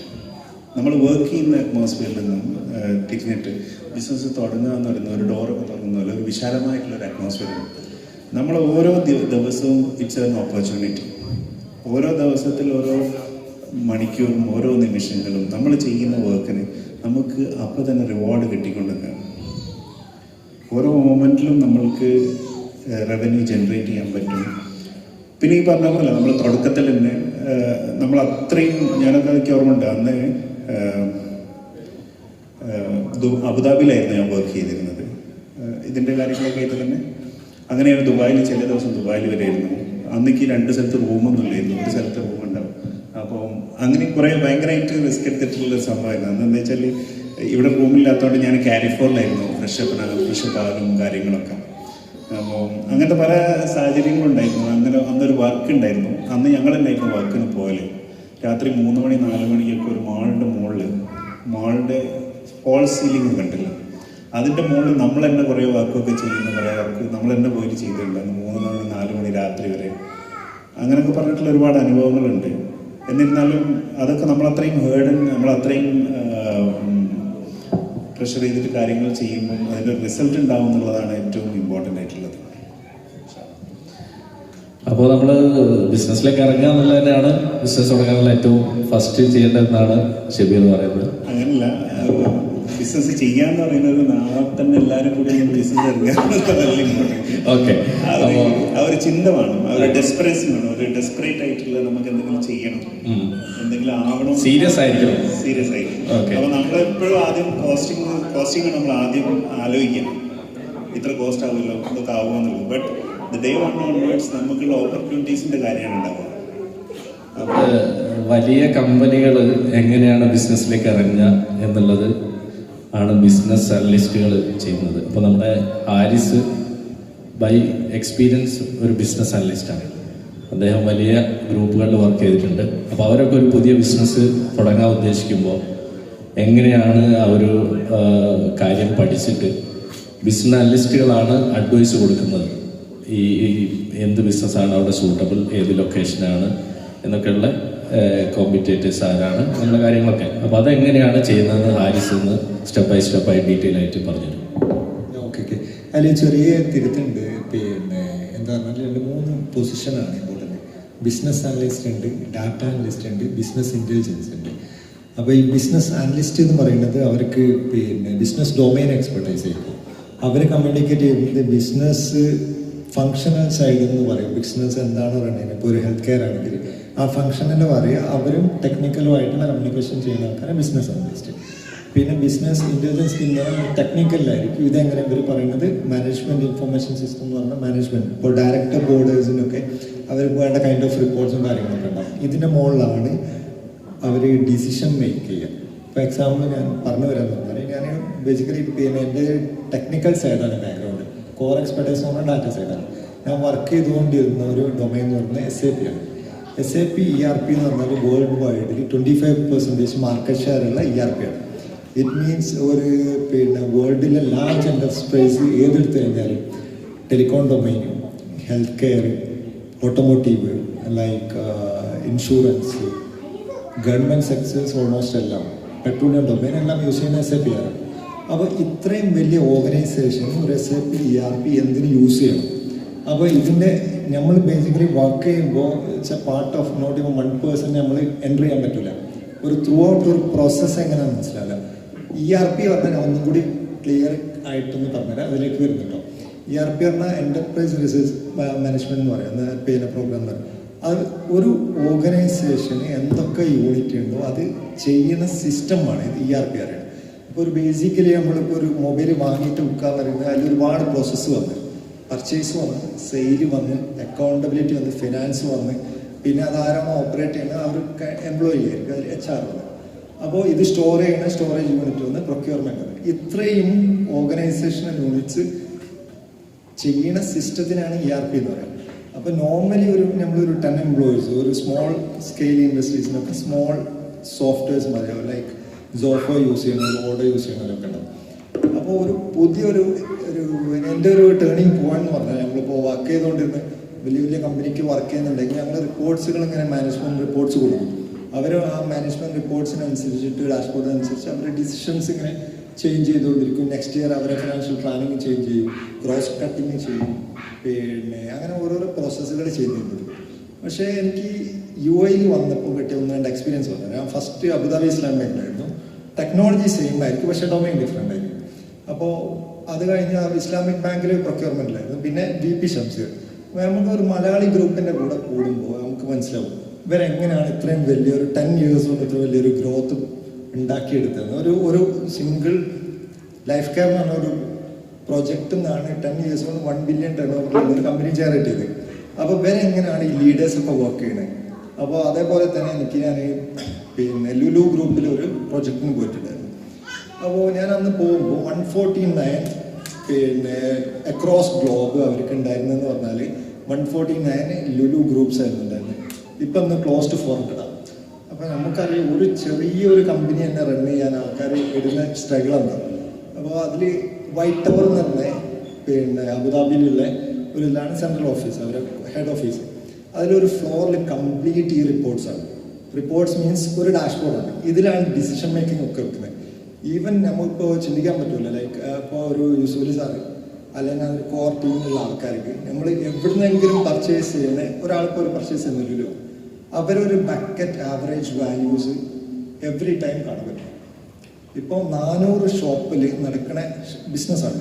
ഡെയിലി ഒരു ഷോപ്പിൽ ഒരു 10,000+ ട്രാൻസാക്ഷൻ നടക്കുന്നുണ്ട്, അല്ലെങ്കിൽ 10,000+ ബില്ലിംഗ് നടക്കുന്നുണ്ടെങ്കിൽ average bucket size, average sales, daily sales, weekly sales, monthly target, last വീക്കുമായിട്ട് ഈ വീക്കിലുള്ള കമ്പാരിസൺ. അപ്പോൾ ഇതുണ്ടെങ്കിൽ മാത്രം ഒരു 40,000 50,000 എംപ്ലോയീസ് അവിടെ വർക്ക് ചെയ്യുന്നത്. അവർക്ക് നെക്സ്റ്റ് ഇയർ എന്ത് ഡിസിഷൻ എടുക്കണം എന്ന് ഉദ്ദേശിക്കുന്ന ഒരു സിസ്റ്റമാണ് ബിസിനസ് ഇൻ്റലിജൻസ് സിസ്റ്റം എന്ന് പറയുന്നത്. അപ്പോൾ ഒരു 400 സ്റ്റോർ വലിയ അടുത്ത വർഷം ഈ പൈപ്പ് ലൈനിൽ തന്നെയുള്ള പ്രൊജക്റ്റ് ഉണ്ടാവും. ഒരു 20 പ്രൊജക്ട്സ് ഇൻ പൈപ്പ് ലൈൻ ഉണ്ടാവും. 2027 ഒരു 20 ഷോപ്പും കൂടി ഉദ്ഘാടനം ചെയ്യാൻ പോകുന്നുണ്ട്. അപ്പോൾ ഇത്രയും വലിയ ഒരു ഓർഗനൈസേഷൻ റൺ ചെയ്യണമെങ്കിൽ പ്രോപ്പറായിട്ട് ഡാറ്റ അനലൈസ് ചെയ്യണം. അപ്പോൾ അതായിരുന്നു ഞങ്ങളുടെ ജോലി. അപ്പോൾ വലുത് ചെയ്യുന്ന എന്തുകൊണ്ട് ഇങ്ങനെ ഒരു സാധനം നമുക്കൊരു ചെറിയ ഓർഗനൈസേഷൻ, ചെറിയൊരു കമ്പനിയിലേക്ക് ചെയ്തുകൂടാന്നുള്ളൊരു തോട്ടിലാണ് നമ്മളിങ്ങനെ സ്റ്റാർട്ട് ചെയ്യുന്നത്. അപ്പോൾ പിന്നെ ഡാറ്റ അനാലിസിസ് എന്ന് പറഞ്ഞാൽ ഇപ്പോൾ ഒരു പുതിയ കമ്പനി നമ്മൾ വൈ ജോൺസ് എന്ന് പറയുകയാണെങ്കിലോ അല്ലെ വൈ ന്യൂ ബിസിനസ് എന്ന് പറയുകയാണെങ്കിലോ നമുക്ക് ഇപ്പം എന്തെങ്കിലും ഒരു ചെയ്യാൻ ഉദ്ദേശിക്കുന്നത് ഷെബി പറഞ്ഞതിന് കണ്ടിന്യൂസ് ആയിട്ട് ചെയ്യാന്നുള്ളതാണ് ഏറ്റവും ഇമ്പോർട്ടൻറ്റ്. എന്താന്ന് പറഞ്ഞാൽ നമ്മൾ 100% പെർഫെക്റ്റ് ആയിട്ട് ഒരു ബിസിനസ്സിൽ ആരും എൻ്റർ ചെയ്യില്ല. നമ്മൾ ഒരു 20% 30% ബാക്കി ഒരു ഇൻറ്റൻഷൻ ഉണ്ടെങ്കിൽ നമ്മൾ ഇനിഷ്യലി സ്റ്റാർട്ട് ചെയ്യാം. ബാക്കി ഓൺ ദ ഫ്ലോ നമ്മൾ പഠിച്ചോളൂ. ഓട്ടോമാറ്റിക്കലി എല്ലാ ഡിപ്പാർട്ട്മെൻറ്റും ഹാൻഡിൽ ചെയ്യാൻ പറ്റും, എല്ലാ ടീമിനെ ഹാൻഡിൽ ചെയ്യാൻ പറ്റും, പീപ്പിൾ മാനേജ്മെൻറ്റ് ചെയ്യാൻ പറ്റും, ഫൈനാൻസ് ഹാൻഡിൽ ചെയ്യാൻ പറ്റും, മാർക്കറ്റിംഗ്, സെയിൽസ്, പർച്ചേസ് എല്ലാം ഹാൻഡിൽ ചെയ്യാൻ പറ്റും. അപ്പോൾ ഒരു കമ്പനി സ്റ്റാർട്ട് ചെയ്യുമ്പോൾ നമുക്ക് ഐദർ ഒരു പ്രൊഡക്റ്റ് ഓർ സർവീസ് ആയിരിക്കും. ബിസിനസ് എന്ന് പറഞ്ഞാൽ പ്രൊഡക്റ്റ് ഓർ സർവീസ് ആയിരിക്കും. അപ്പോൾ ആ പ്രൊഡക്റ്റ് എന്താണെന്നുള്ളത് നമ്മളെ പാഷനായിട്ടുള്ള ഒരു ഏരിയ മാത്രമേ നമ്മൾ സ്റ്റാർട്ട് ചെയ്യാൻ പറ്റൂ. വേറൊരാൾ ഇപ്പോൾ ഷെബി ഇൻഫോമിൽ തുടങ്ങിയോണ്ട് എനിക്കൊരു ഇൻഫോമിൽ തുടങ്ങണമെന്നില്ല. അവർക്ക് അവർ കോർ എക്സ്പെർട്ടൈസ് ഓരോരോ ആൾക്കും ഓരോരോ എക്സ്പെർട്ടൈസ് ആയിരിക്കും. അപ്പോൾ എന്താണോ ഒരു പ്രൊഡക്റ്റ്, ഞങ്ങളിപ്പോൾ ഒരു ഓട്ടോമേഷൻ തുടങ്ങി ഒരു നിഷ് മാർക്കറ്റാണ്. എന്തുകൊണ്ട് ഞാൻ SAP ഇവിടെ തുടങ്ങിയെന്ന് പറഞ്ഞാൽ I will be going to പിന്നെ കോമ്പീറ്റ് ചെയ്യാൻ പോകുന്നത് എന്തുണ്ടാവും, TCS ഉണ്ടാവും, ഇൻഫോസിസ് ഉണ്ടാവും. ഇവരുടെ അടുത്തൊന്നും നമ്മൾ കോമ്പീറ്റ് ചെയ്തിട്ടാനുള്ള ഒരു ബഡ്ജറ്റിംഗ് ഉണ്ടാവില്ല, പിന്നെ മാൻ പവർ ഉണ്ടാവില്ല. അപ്പോൾ നിഷായിട്ടുള്ള ഒരു മാർക്കറ്റ് കണ്ടുപിടിച്ച് എന്താണെന്ന് പറഞ്ഞാൽ ഓട്ടോമേഷൻ. പിന്നെ അതിൻ്റെ ഒരു മാർക്കറ്റ് അനാലിസിസ് നോക്കി ഒരു ലാസ്റ്റ് ഇയർ 2024 ഇവിടെ എത്ര ബിസിനസ് UAE മാത്രം ചെയ്തിട്ടുണ്ട്. ഓൾമോസ്റ്റ് 1.5 ബില്യൻ്റെ ബിസിനസ് നടന്നിട്ടുണ്ട് 2030 അത് 6.1 ബില്യൻ്റെ ബിസിനസ്സിന് ഓപ്പർച്യൂണിറ്റി ഉണ്ട്. അപ്പോൾ ഇതിലെ ഒരു നെക്സ്റ്റ് ഒരു കോമ്പറ്റീറ്റീവ് അനാലിസിസ് ഇത് സെർവ് ചെയ്യാൻ ഇവിടെ മാക്സിമം ഒരു 10 കമ്പനീസ് മാത്രമേ ഉള്ളൂ. അപ്പോൾ ഇത്രയും വലിയൊരു ഹ്യൂജ് ഗ്യാപ്പാണ്. അതാണ് ഒരു പ്രോബ്ലം എന്ന് പറയുന്നത് നമ്മളെങ്ങനെ സോൾവ് ചെയ്യാമെന്ന് പറയും ഞങ്ങളൊരു. അപ്പോൾ ഈ 10 കമ്പനീസിന് ഇവർക്ക് ഇത് സെർവ് ചെയ്യാനേ പറ്റത്തില്ല, ഈ ഒരു ഇത്രയും വലിയൊരു ബിഗ് നമ്പേഴ്സ് എന്ന് പറയുന്നത്. അങ്ങനെയാണ് ഞങ്ങളൊരു ഓട്ടോമേഷനിലേക്ക് വന്നത്. സ്റ്റാർട്ടിങ് വിത്ത് ഓട്ടോമേഷൻ ആയിരുന്നു. ഇപ്പം നമ്മൾ 4-5 വെർട്ടിക്കൽസിലേക്ക് ആഡ് ചെയ്ത് വന്നു. പിന്നെ ഇനി ഞാൻ നെക്സ്റ്റ് സ്കെയിലപ്പാണ്. പിന്നെ അതിൻ്റെ കൂടെ ചെയ്തതെന്ന് പറഞ്ഞാൽ ഒരു സ്കെയിലപ്പ് ഇനീഷ്യലി നമ്മളൊരു പ്ലാൻ ഉണ്ടെങ്കിൽ മാത്രമേ നമുക്ക് എന്ത് ചെയ്യാൻ പറ്റൂ, ഒരു IT ഡ്രിവൺ ആയിട്ടുള്ള ഒരു പ്രോസസ്സ് ചെയ്യാൻ പറ്റും കംപ്ലീറ്റ്ലി. ഈവൻ നമ്മൾ ഒരു ഡയറക്റ്റിംഗ് ടീമോ അല്ലെങ്കിൽ കോർ മാനേജ്മെൻറ്റ് ടീം ഇല്ലെങ്കിലും സിസ്റ്റം റൺ ചെയ്യണം, പ്രോസസ്സ് റൺ ചെയ്യണം. അപ്പോൾ ഒരു SOP ഡിഫൈൻ ചെയ്തു, ഒരു IT ഡ്രിവൺ ആക്കി. ഇനി next will be like for plug and play. ഓരോ യൂണിറ്റ്, ഓരോ ഡിപ്പാർട്ട്മെൻറ്റ്, ഓരോ വെർട്ടിക്കൽസ്, ഒരു സെക്ഷൻ അവർ ഹാൻഡിൽ ചെയ്തിട്ട് എക്സിക്യൂട്ട് ചെയ്തിട്ട് പോകും ആണ് പ്രോസസ്സ്. ഹാരിസ് ഇവിടെ ഷെയർ ചെയ്തത് വലിയൊരു ഡാറ്റയാണ് ശരിക്കും. എന്ന് വെച്ചാൽ ഒരു ബിസിനസ് തുടങ്ങാൻ പോകുമ്പോൾ ആ വെർട്ടിക്കലിനെ പറ്റി പഠിച്ച് കഴിഞ്ഞ വർഷം എത്ര വോളിയം ബിസിനസ് ഇവിടെ നടന്നു, അതിൻ്റെ കോമ്പറ്റേറ്റേഴ്സ് ആരൊക്കെയാണ്, എത്രമാത്രം ഗ്യാപ്പ് ഉണ്ട് എന്നൊക്കെ നോക്കിയിട്ട് ബിസിനസ്സിലേക്ക് തീരുമാനമെടുത്തിറങ്ങുന്ന കാര്യമാണ് പറഞ്ഞത്. ഇത് തന്നെ കൺസൾട്ടൻറ്റുകളും ചെയ്തു കൊടുക്കുന്നു. അപ്പോൾ അത് സിറാജ് അതിൽ നല്ലൊരു എക്സ്പീരിയൻസ് ഉള്ള ആളാണ്. സിറാജ് ഇന്ന് ഷെയർ ചെയ്ത്. നമ്മൾ ആദ്യം പറഞ്ഞതുപോലെ വൈ ബിസിനസ്, നമ്മൾ എന്തിനാണ് ബിസിനസ്സിലേക്ക് വരുന്നത്. പിന്നെ നമ്മൾ ആഡ് ചെയ്ത പോയിന്റ് ബിസിനസ് ചെയ്യുന്നതിൻ്റെ ഹാർഡ് എക്സ്പീരിയൻസ്, ആ ഡിസയർ, മോട്ടീവ്, അത് കഴിഞ്ഞിട്ട് പിന്നെ നമ്മൾ ബിസിനസ് മാനേജ്മെൻറ്റിലേക്ക് വരുമ്പോഴേക്ക് അത് വലിയൊരു സിസ്റ്റം, നമ്മൾ പറഞ്ഞ ഒരു ഫ്ലോർ മുഴുവനും അനലിറ്റിക്സ് ഉള്ള യുലുലു, യൂസുഫ് അലി സാഹിബ് പോലത്തെ കമ്പനികൾ, വലിയ കമ്പനികൾ, നമുക്കറിയാതെ എവിടെ നിന്ന് തുടങ്ങിയതാണ്. യൂസുഫ് അലീൻ്റെ ഇൻ്റർവ്യൂ നമ്മൾ കണ്ടാൽ മൂപ്പര് ഫുജൈറയിൽ നിന്ന് മട്ടൻ്റെ സാങ്ക് എടുത്തിട്ട് ട്രക്കിൽ കയറ്റി അബുദാബി കൊണ്ടുപോയി വിറ്റിരുന്നു. അത് കൊണ്ടുപോയ സമയത്ത് ഇങ്ങനെ ചോര ഊറ്റിയ എന്താ പറയുക, നമ്മുടെ ഈ ഇതിൻ്റെ കാർഡ്ബോർഡ്, അതിനകത്ത് കിടന്നുറങ്ങിയിരുന്നു ഒരു കാലത്ത്. അപ്പോൾ ഞാൻ പറഞ്ഞു വരുന്നത്, ബിസിനസ് എന്ന് പറഞ്ഞു കഴിഞ്ഞാൽ ഇവിടെ നിന്ന് ഇവിടേക്ക് വരുന്ന വലിയൊരു സംഭവമാണെങ്കിലും നമ്മളെ സംബന്ധിച്ച് ചെറുതായി തുടങ്ങി വലുതാവുന്ന ഒരു കാര്യമാണ്. ഒന്ന്, നമ്മൾ എന്താണ് ചെയ്യണം എന്നുള്ളൊരു ഡിസയർ നമുക്ക് ഉണ്ടാവുമല്ലോ. അപ്പോൾ നമ്മൾ ബിസിനസ് ഇങ്ങനെ നോക്കുമ്പോൾ, ഞാനൊരു എക്സാമ്പിൾ പറഞ്ഞാൽ, നമ്മളൊരു കുളം, നമ്മുടെ നാട്ടിൽ കൂടെ വയലേരമ്പത്തൂടെ ഇങ്ങനെ പോകുന്നേരം കുഴാന്തരി കുളത്തിൽ കുറേ ആൾക്കാർ, പുഴയിൽ കുറേ ആൾക്കാർ തുള്ളി കളിക്കുന്നു, ചാടി കളിക്കും, ചിരിക്കുന്നു. അപ്പോൾ നമ്മൾ വിചാരിക്കും നമുക്കൊന്നും അതിലാണ്ട് ചാടാം. പലപ്പോഴും ജോലി ചെയ്തുകൊണ്ടിരിക്കുന്ന ആളുകൾ ബിസിനസ്സിലേക്ക് ചാടുക അങ്ങനെ. കുറേ ആൾക്കാർ കുളിക്കുന്നുണ്ട്, ഞാനും ചാടാം. അപ്പോൾ വെള്ളത്തിക്കാട് ചാടും, ഇത് സംഭവിക്കും, മുങ്ങിക്കും. അപ്പം നമ്മൾ ഒരു കുളത്തിൽ കുളിക്കുന്ന പോലെ, പുഴയിൽ കുളിക്കുന്ന പോലെ ആളുകൾ കുറേ കാലമെടുത്ത് പ്രാക്ടീസ് ചെയ്ത് ആദ്യം ഒരു സ്റ്റെപ്പ് ഇറങ്ങി നോക്കി, രണ്ടാമത്തെ ഇറങ്ങി നോക്കി, മൂന്നാമത്തെ ഇറങ്ങി നോക്കി. അങ്ങനെയാണ് ആൾ നീന്ത പഠിച്ചത്. അങ്ങനെയാണ് ഈ കുളത്തിൽ തുള്ളി കളിക്കാനും ചാടി കളിക്കാനൊക്കെ പഠിച്ചത്. നമ്മൾ വിചാരിക്കും നല്ല സുഖമുണ്ടല്ലോ തുള്ളി കളിക്കാൻ, അങ്ങനെ ചാടാൻ പറ്റും. ബിസിനസ്സിലേക്ക് കടക്കുമ്പോൾ നമ്മൾ ആ കുളത്തിന് എത്ര ആഴമുണ്ട്, കുളത്തിൽ ഞാൻ ചാടിയാൽ ആരെങ്കിലും പിടിക്കുമോ, അഥവാ മുങ്ങിപ്പോയാൽ ഞാൻ എന്താക്കും, അല്ലെങ്കിൽ ഒരു ട്യൂബോ ഒരു പമ്പോ എന്തെങ്കിലും പൊന്തി കിടക്കാനുള്ള എന്തെങ്കിലും ഉപയോഗിക്കാം. അപ്പോൾ ഞാനൊരു ഉദാഹരണം പറഞ്ഞതാണ്. ബിസിനസ്സിലേക്ക് വരുമ്പോൾ നമ്മൾ എടുക്കാൻ പോകുന്ന റിസ്കിൻ്റെ വില, ആ വലിപ്പം നമ്മൾ മനസ്സിലാക്കും. അപ്പോൾ നമ്മളൊരു കാര്യത്തിലേക്ക് ഇറങ്ങുമ്പോൾ എന്താണ് ചെയ്യാൻ പോകുന്നത്, എന്തിനു ചെയ്യുന്നു, ഞാൻ ചെയ്താൽ എന്താ സംഭവിക്കുക, ഇനി അഥവാ ഇതൊന്നും ചെയ്യാൻ പറ്റിയിട്ടില്ലെങ്കിൽ എനിക്കൊന്നും സംഭവിക്കും എന്നുള്ളതിനെ കുറിച്ചൊക്കെ നമ്മൾ എന്ത് ചെയ്യണം, പഠിക്കണം. അപ്പോൾ അതൊരു ഫീസിബിലിറ്റി സ്റ്റഡി എന്നാണ് പറയാം. നമ്മുടെ ബിസിനസ്സിൽ ഞാനൊരു ബിസിനസ് ചെയ്യാൻ പോകുന്നത് അറിഞ്ഞോ അറിയാതെയോ എല്ലാവരും ഇത് ചെയ്യുന്നുണ്ട്. ഇപ്പോൾ ഷെബീർ ബിസിനസ്സിലേക്ക് വരുമ്പോൾ ഞാൻ എന്താ ചെയ്യാൻ പോകുന്നു, എന്ത് ചെയ്യണം എന്നൊക്കെ ആലോചിച്ചിട്ടുണ്ടാവും. പക്ഷെ ചില ആൾക്കാർ അത് പ്ലാൻഡ് ആയിട്ട് ചെയ്തിട്ടുണ്ടാവും, ചില ആൾക്കാർ ഹാപ്പൻ ടു ബി. ഞാനെല്ലാം കൂടി അങ്ങനെ അങ്ങോട്ട് എത്തിപ്പെട്ടു. ഞാൻ ഉദാഹരണത്തിന് ഈ ഗോൾഡ് ബിസിനസ്സിൽ വന്ന സമയത്ത് ഇത് പറഞ്ഞ കുറേ ബിസിനസ്സുകൾ ഇങ്ങനെ തുടങ്ങി, പടക്ക കമ്പനി തുടങ്ങിയാണ്, ഒരു കമ്പനി തുടങ്ങി. അതങ്ങോട്ട് മൂവ് ചെയ്യാൻ തുടങ്ങിയപ്പോൾ നമ്മൾ അതിലേക്ക് ഫോക്കസ് ചെയ്യാൻ തുടങ്ങി. അപ്പം നമ്മൾ കുറേ ബിസിനസ്സുകൾ വരുമ്പോൾ എല്ലാം കൂടിയും സക്സസ് ആയിക്കോളുന്നില്ല.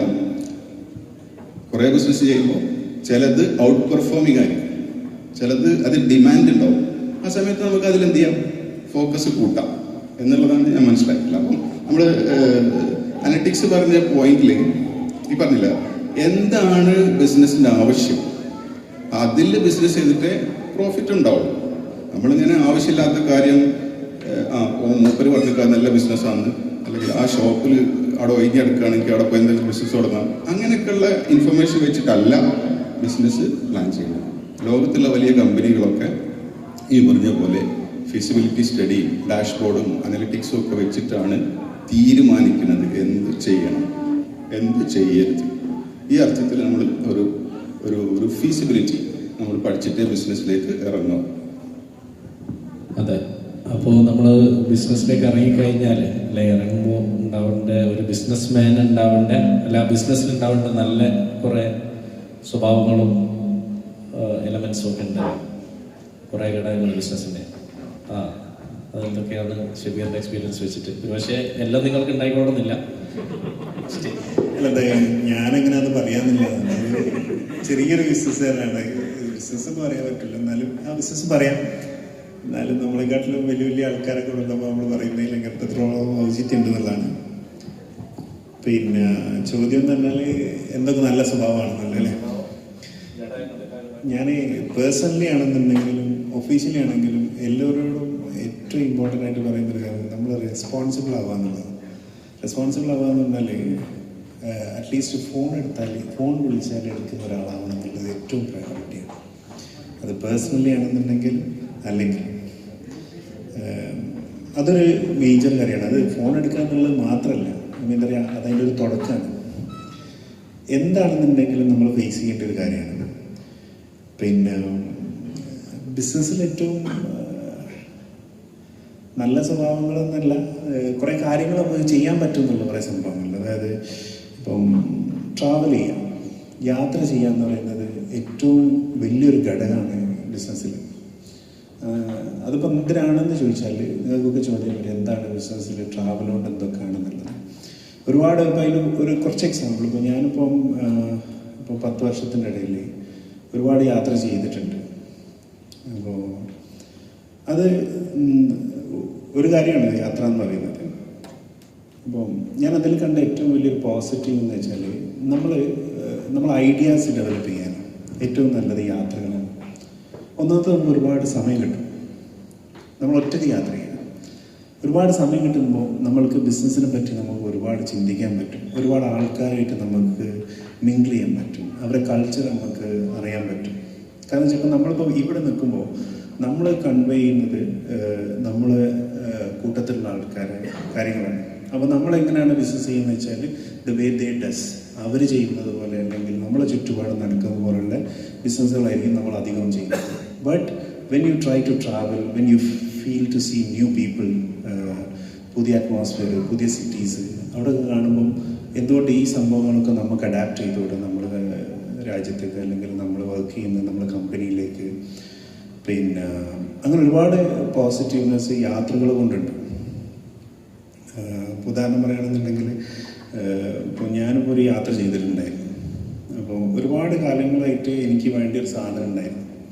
സത്യം പറഞ്ഞാൽ എന്നോട് ഒരുപാട് ഒരു പെർട്ടിക്കുലർ കമ്പനി ചോദിച്ച ഒരു സംഭവം ഒരുപാട് കാലങ്ങൾക്ക് ശേഷം ഞാനൊരു യാത്രയിൽ യാദൃശ്ചികമായിട്ട് കാണാൻ. അങ്ങനത്തെ ഒരുപാട് പോസിറ്റീവ്നെസ് നമുക്ക് യാത്രകളിൽ കിട്ടും. തന്നെയല്ല, ഈ സമയം കിട്ടുക എന്ന് പറയുന്നത് നമ്മൾക്ക് നമ്മളെ കാര്യങ്ങളിൽ ചിന്തിക്കാൻ. ഞാൻ പലപ്പോഴും യാത്ര ചെയ്യുമ്പോൾ ഫ്ലൈറ്റിലൊക്കെ പോകുമ്പോൾ ചില സമയത്ത് ഒറ്റ പോകണം എന്ന് വെച്ചാൽ, അല്ലെങ്കിൽ കൂടുതൽ ആൾക്കാരുണ്ടെങ്കിൽ നമ്മൾ ഒരുപാട് ചർച്ചകളും മറ്റതൊക്കെ ആയി പോകും. ഇപ്പം ഞാനെപ്പോഴും ഒരു ബുക്ക് എടുത്തിട്ടുണ്ടെങ്കിൽ എത്തും. മൊബൈലാവരുത്, മൊബൈലായാലും നമുക്ക് ആക്കാൻ പറ്റില്ല, ഒരു ഇതാകാൻ പറ്റില്ല. പക്ഷെ പുസ്തകത്തിൽ എഴുതും. ഞാനൊരു ലോക്കുള്ള ഡയറി വരെ ഉണ്ട് എൻ്റെ ഓഫീസിൽ, ആരും കാണില്ല. എന്താ വെച്ചാൽ നമ്മൾ ഭ്രാന്തമായ ചിന്താഗതികളാണ്. ഞാൻ വന്നിട്ട് ഞാൻ പലരോടും സംസാരിക്കലുണ്ട്. ഇപ്പോൾ ഷാനിനോടാണെന്നുണ്ടെങ്കിൽ അല്ലെങ്കിൽ ഞാനത് കൺവേ ചെയ്യേണ്ട ആൾക്കാരോടാണെങ്കിൽ ഞാൻ അതിനെപ്പറ്റി ചർച്ച ചെയ്യും.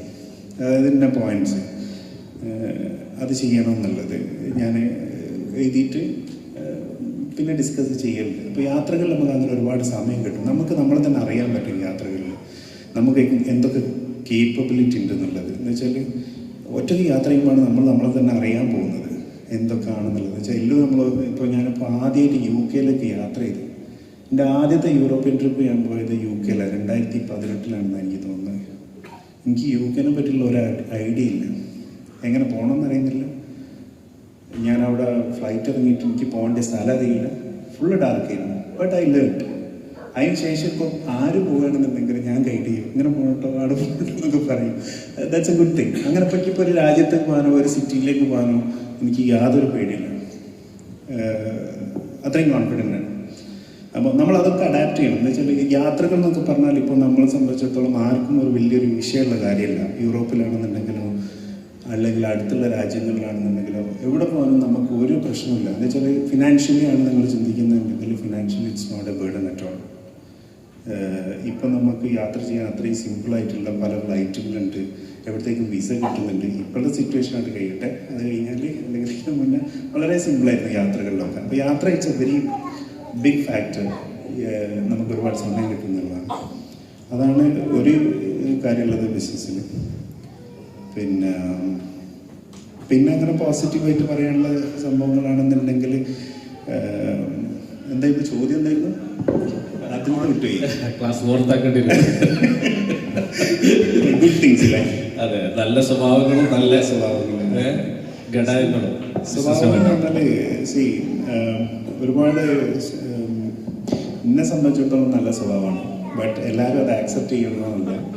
ഞാൻ രാവിലെ ഓഫീസിൽ വന്നാൽ പോലെ തിരിച്ച് രാത്രി 12 മണി ഒക്കെ ആയിട്ടാണ്. അത് ഞാൻ പഠിച്ചത് അൻസാർ ഖാൻ്റെ അടുത്ത് നിന്നാണ്. അൻസാർ ഖാൻ വളരെ ഡെഡിക്കേറ്റഡ് ആയിട്ട് ഇരിക്കുന്ന ഒരാളാണ്. അൻസാർ ഖാൻ്റെ അടുത്ത് ഞാൻ ഒരുപാട് പഠിച്ചിട്ടുണ്ട് സത്യം പറഞ്ഞാൽ. അന്നൊക്കെ ഹാർഡ് വർക്കിംഗ് എന്ന് പറയുന്നത് ശരിക്കും ഞാൻ കണ്ടുപിടിച്ച അൻസർഖാൻ ഇവിടെ ഇരുത്തി പറയുന്നതല്ല. അൻസർഖാൻ്റെ പല കാര്യങ്ങളും എനിക്ക് ഇപ്പോഴും അറിയാം. അതായത് ഞാൻ അൻസർഖാൻ്റെ ഇപ്പുറത്താണ് ഇരിക്കുന്നതെങ്കിലും Ansar Khan is very busy, very hard working. ഇപ്പുറത്ത് ലാൻഡ് ഫോൺ ഉണ്ടാവും, ഇപ്പുറത്ത് ഫോൺ ഉണ്ടാവും. രണ്ടിൻ്റെ ഇടയിൽ ടൈപ്പ് ചെയ്ത് ഞാൻ അങ്ങനെയാണ് ബിസിനസ്സിൻ്റെ ഒരു അന്നുണ്ടായിരുന്നത്. അതിന് പുറമെ എന്താ സംഭവം എന്ന് വെച്ചാൽ ഫുള്ളി ഇൻവോൾവ് ആണ് ബിസിനസ്സിൽ.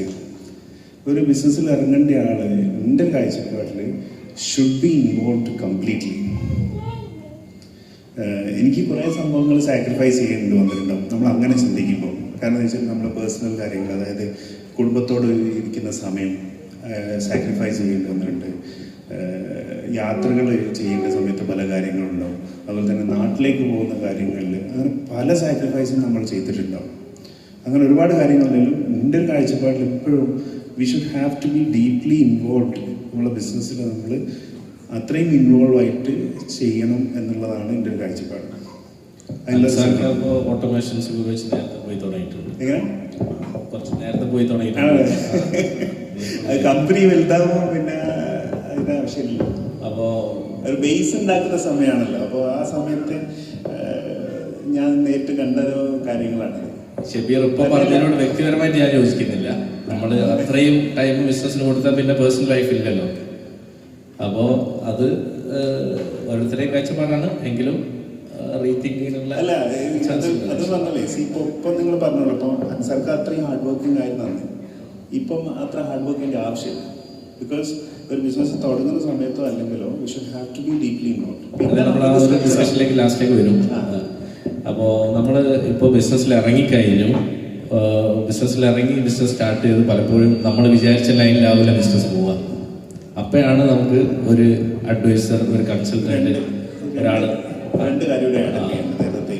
ഇനിയൊരു അവസരം ഉണ്ടാവില്ല കേട്ടോ. ഇതിൽ വേറൊരു 2-3 കാര്യം ഏറ്റവും ഇമ്പോർട്ടൻ്റ് ആയിട്ടുള്ളതെന്ന് വെച്ചാൽ നമുക്ക് കമ്മ്യൂണിറ്റി അല്ലെങ്കിൽ നെറ്റ്വർക്കിംഗ്. നമ്മൾ ഇപ്പോൾ ഓഫീസിൽ ഇരിക്കുക എന്നുള്ളതല്ല ഏറ്റവും ഇമ്പോർട്ടൻ്റ് എന്നുള്ളത്.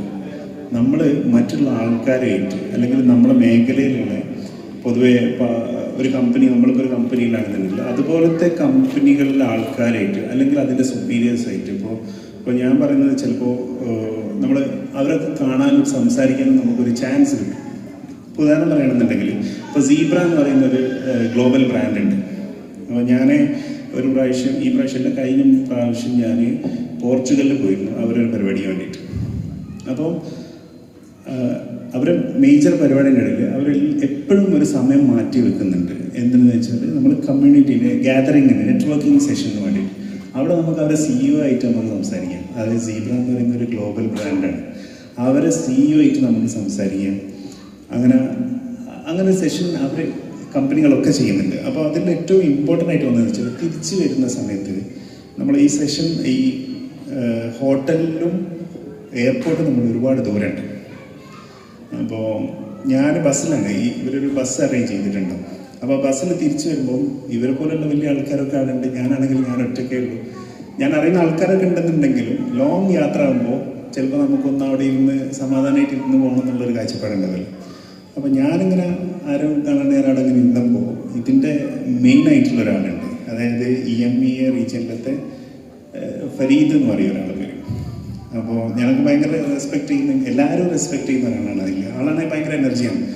അപ്പോൾ ആൾ എൻ്റെ അടുത്ത് ഇങ്ങോട്ട് വന്നിട്ട് ആ വണ്ടി യാത്ര തുടങ്ങിയ മുതൽ ഇവിടം വരെ എന്നോട് മാത്രം സംസാരിച്ചു. അതെന്ന് വെച്ചാൽ അത് നമുക്ക് കിട്ടുന്നൊരു ചാൻസാണ്. അവരത്രയും നമ്മളെ കൺസിഡർ ചെയ്യുന്നുണ്ട് എന്നുള്ളത്.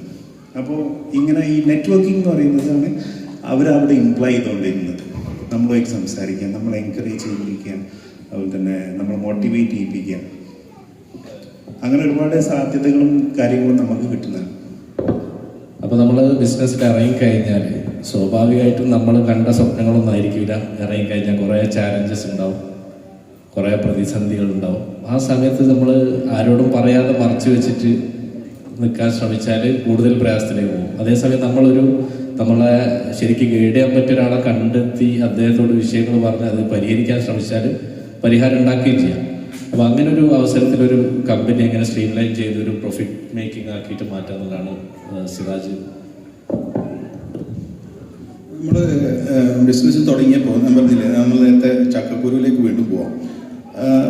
നമ്മളൊരു പ്ലാവ് കുഴിച്ചിട്ടാല്, പ്ലാവല്ലല്ലോ കുഴിച്ചിടുന്നില്ലേ, ചക്കക്കുരു അല്ലേ. അപ്പോൾ ഈ കുരു നമ്മൾ കുഴിച്ചിട്ട് കഴിഞ്ഞാൽ നമ്മൾ അത് മുളച്ച് ചെടിയായി പ്ലാവായി ചക്ക ഉണ്ടാവണമെങ്കിൽ എത്ര സമയം എടുക്കും? ടെക്നോളജി കൂടി ഡു മച്ച് എന്ന് അറിയില്ല, അതുപോലെ 5-6 വർഷം എടുക്കും. അല്ലെങ്കിൽ ഇപ്പോൾ പുതിയ എന്തെങ്കിലും ബഡൊക്കെ ചെയ്ത് എന്തെങ്കിലുമൊക്കെ ആയിട്ട് ചിലപ്പോൾ 3 വർഷം കൊണ്ട് കായ്ക്കും. ഇപ്പം നമ്മൾ ബിസിനസ് തുടങ്ങിയാൽ ഇതുപോലെ തന്നെ കാത്തിരിക്കേണ്ടി വരും. ആ സമയത്ത് ദൂരെ ഇരിക്കാൻ പറ്റില്ല. നമ്മൾ ആ ചെടി നനച്ച് അത് വെയിൽ കിട്ടുന്നുണ്ടോ, മഴ കിട്ടുന്നുണ്ടോ, കാറ്റിന് പറന്നു കൊണ്ടോ എന്നൊക്കെ നോക്കി ഇങ്ങനെ ബിസിനസ്സിനെ വളരെ ആക്റ്റീവായിട്ട് മൂപ്പര് പറഞ്ഞ പോലെ, ശിവർ പറഞ്ഞ പോലെ പാൻസാർക്ക ചെയ്തത് അതാണ്. ആ ചെടി കുഴിച്ചിട്ട് അത് ബഡ് ചെയ്യുന്ന സമയത്തുള്ള ടൈം വെരി ഇമ്പോർട്ടൻറ്റ്. നമ്മൾ ആ സമയത്ത് വളരെ ചെറിയ കാറ്റിന് പോലും അതിനെ നശിപ്പിക്കാൻ പറ്റും. പിന്നെ ഇത് മുളയ്ക്കുണ്ടോ, ഇത് വേര് വരുന്നുണ്ടോ എന്നൊക്കെ ഇങ്ങനെ ഇടയ്ക്കിടയ്ക്ക് പൊരിച്ചു നോക്കണം. ബിസിനസ്സിൽ അത് ചെയ്യരുത്. കാരണം ബിസിനസ് എനിക്കൊരു മുളയ്ക്കൂലായിരിക്കും. ഇത് കുഴിച്ചിട്ടിട്ട് ഈ വേര് തൊത്രൊന്നും വന്നാൽ പോരല്ലോ. ഒരു പ്രാവശ്യം പറിച്ച് പിന്നീട് കുഴിച്ചിട്ടാൽ പിന്നെന്താവും, അത് വീണ്ടും ഉണങ്ങിപ്പോവും, അല്ലെങ്കിൽ ഇതിനേക്കാളും കൂടുതൽ സമയം എടുക്കും പിന്നെ അത് മുളയ്ക്കാം.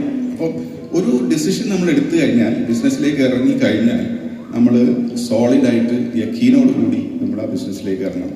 നമുക്കറിയാം, ട്രാവലിൻ്റെ കാര്യം പറഞ്ഞു, ഖദീജ ബീബി റസൂലിനെ കാണുന്നത് എവിടുന്നാണ്?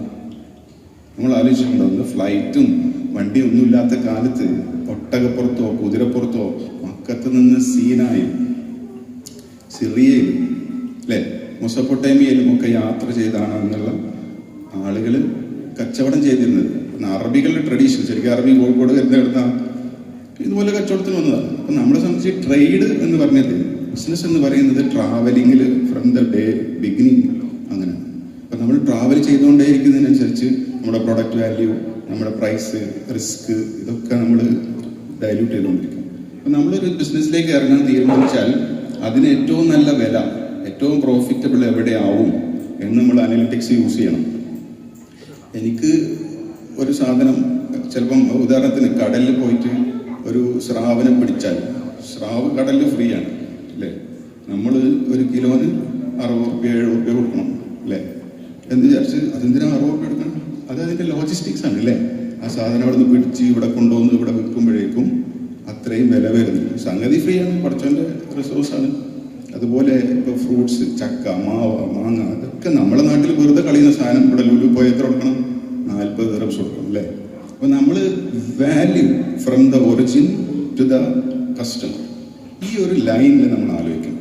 അതിൻ്റെ കോസ്റ്റ് എന്താണ്, അതിൻ്റെ പെറിഷബിലിറ്റി. ഉദാഹരണത്തിന് നമ്മൾ അവിന് അല്ലെങ്കിൽ പൊട്ടറ്റോ ചിപ്പ് അല്ല ബനാന ചിപ്സ് നാട്ടിൽ നിന്ന് കൊണ്ടുവരാം അല്ലേ, അത് കുറേ കാലം നിൽക്കും. നേരെ മറിച്ച് പഴമോ പൈനാപ്പിളോ കൊണ്ടുവന്നാലോ 2-ാം ദിവസം 3-ാം ദിവസം ചീഞ്ഞു പോകും. അപ്പം ഈ കോസ്റ്റ് എന്ന് പറയുന്നത് പല പ്രൊഡക്റ്റിനും പല രൂപത്തിലും. അപ്പോൾ ഈ ഒരു രൂപത്തിൽ വളരെ ഡീപ്പായിട്ട് അനലൈസ് ചെയ്താൽ ഈ പ്രൊഡക്റ്റിനെ നമ്മൾ പ്രോഫിറ്റബിളായി, ബിസിനസ് പ്രോഫിറ്റബിളാവും. നമ്മൾ നേരത്തെ പറഞ്ഞ പോലെ കൊല്ലങ്ങളോളം കാത്തു നിന്നിട്ട് പ്രോഫിറ്റ് ഒന്നുമില്ല, പൈസ അവിടെ നിന്ന് ഇവിടെ കൊടുത്ത് ഇവിടുന്ന് വാങ്ങി അവിടെ കൊടുത്ത് ഇങ്ങനെ ഉരുണ്ട് ഇങ്ങനെ പോയി കഴിഞ്ഞാൽ ബിസിനസ് എന്താവില്ല, പ്രോഫിറ്റിലാവില്ല. നേരത്തെ അൻസാർക്ക പോയത്, ഇന്ന് ഞാൻ എത്ര പൈസ ഉണ്ടാക്കി എന്ന് എനിക്കറിയണം. അത് എനിക്ക് ഓർമ്മയില്ല, അത് ഉണ്ടാവുമായിരിക്കും നാളെ, മറ്റന്നാൾ, ഒരാഴ്ച, ഒരു കൊല്ലം, അങ്ങനെ നീണ്ടുപോയി കഴിഞ്ഞാൽ ബിസിനസ്സിനെ സംബന്ധിച്ചിടത്തോളം അത് ഹെൽത്തി ആവില്ല. എന്തെങ്കിലും റിസ്ക് വന്നാൽ അബുദാബിയിൽ നിന്ന് തിരിച്ചു വരണം, നമ്മൾ സർക്കാർ പറഞ്ഞ പോലെ ബിസിനസ് എവിടെ എത്തി അവിടെ നിന്ന് തിരിച്ചു വരണില്ല. അപ്പം അത് evaluation, continuous evaluation from product. നമ്മൾ ഐഡിയ വന്നല്ലോ ബിസിനസ് എന്താ ചെയ്യുക, അവിടെ നിന്ന് തുടങ്ങിയിട്ട് അതിൻ്റെ റിയലൈസേഷൻ വരെയുള്ള എല്ലാ ടച്ച് പോയിന്റ്സിലും നമ്മൾ എന്ത് ചെയ്യണം, ഇവാലുവേറ്റ് ചെയ്യണം. ഞാനിതെങ്ങനെ അതൊക്കെ കൂടി ചെയ്യുക, അതിനോട് ഒരുപാട് ടൂൾസ് ഉണ്ട്, ഒരുപാട് ആളുകളുണ്ട് നമുക്ക് പറഞ്ഞുതരാൻ. ഉദാഹരണം പറഞ്ഞാൽ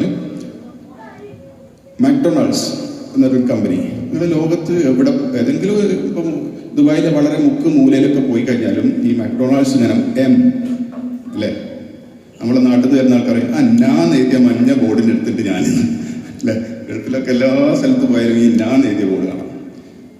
അവരെങ്ങനെയാണ് ആ സ്ഥലത്ത് എത്തിപ്പെടുന്നത്? അത് US യൂറോപ്പിൻ്റെ പല ഭാഗത്തും ഹെഡ് ക്വാർട്ടേഴ്സുള്ള ഒരു കമ്പനിയാണ്. നമ്മളറിയാത്ത ഓണങ്കറ മൂലയിൽ ഏറ്റവും കൂടുതൽ കച്ചവടം ചെയ്യുന്ന മാക്ഡൊണാൾഡ്സ് എങ്ങനെ അവിടെ എത്തിപ്പെട്ടു, എവിടെ എത്ര പെപ്സിയും കൊക്കോക്കോളയും നമ്മളവിടെ വിൽക്കുന്നു, അത് അനലിറ്റിക്സ് ആണ്. നമ്മളിത് എവിടെ കച്ചവടം ചെയ്യാൻ പറ്റും എന്ന് മോളിൽ നിന്ന് നോക്കിയിട്ട്, ആകാശത്ത് നിന്ന് നോക്കി താഴോട്ട് നോക്കിയിട്ട് കണ്ടുപിടിച്ചിട്ടാണ് എന്ത് ചെയ്യുന്നത്, ആ പോയിന്റ് മാർക്ക് ചെയ്യുന്നത്.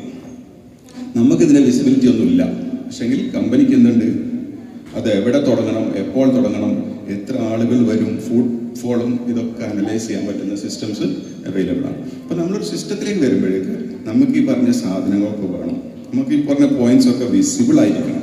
നമ്മളൊരു ബിസിനസ്സിൽ ഇങ്ങനെ അന്ധമായി ഇരുന്ന് കഴിഞ്ഞാൽ അതെന്തോ ആയിപ്പോകും. നമ്മളെ സംബന്ധിച്ച് കസ്റ്റമർ വരുന്ന പോയിന്റ്, കസ്റ്റമർ പോകുന്ന പോയിന്റ്, ഹാപ്പി ആയുള്ള പോയിന്റ്, അൺഹാപ്പി ആയുള്ള പോയിന്റ്, പൈസ കിട്ടുന്ന പോയിന്റ്, ലോസുള്ള പോയിന്റ്, ഇതൊക്കെ നമുക്ക് എന്ത് ചെയ്യാൻ പറ്റും, സിസ്റ്റംസ് നോക്കിയിട്ട് കണ്ടുപിടിക്കാൻ പറ്റും. ഇപ്പം ഈ ബിസിനസ്സുകാരോട് ആരോട് ചോദിച്ചാലും നമുക്ക് മനസ്സിലാവും. ഈ ഉദാഹരണത്തിന് CRM, അക്കൗണ്ടിങ്, ERP പോലുള്ള സോഫ്റ്റ്വെയറുകൾ നമുക്ക് ഈ പറഞ്ഞ അനലിറ്റിക്സ് കണ്ടുപിടിക്കാൻ പറ്റും. ഇപ്പോൾ ബിസിനസ്സിൻ്റെ ഒരു ഓവറോൾ ഹെൽത്ത് കണ്ടിന്യൂസ് ആയിട്ട് മോണിറ്റർ ചെയ്യണം എന്നുള്ളതാണ് ഈ ഒരു പോയിന്റിൽ പറയാനുള്ളത്. ഹാരിസിനോടാണ് അടുത്ത. നമ്മളിപ്പോൾ ഒരു ബിസിനസ് തുടങ്ങി, ചാലഞ്ചസ് ഒക്കെ ഓവർകം ചെയ്തു, ഇനി ഒരു നെക്സ്റ്റ് ലെവലിലേക്ക് ഒരു സ്കെയിലപ്പ് ചെയ്യുകയാണെങ്കിൽ അതിൻ്റെ ഒരു ഹാരിസിൻ്റെ തന്നെ ഒരു എക്സ്പീരിയൻസിൽ ഏതൊക്കെ രീതിയിലാണ് ചെയ്യാൻ പറ്റുന്നത്?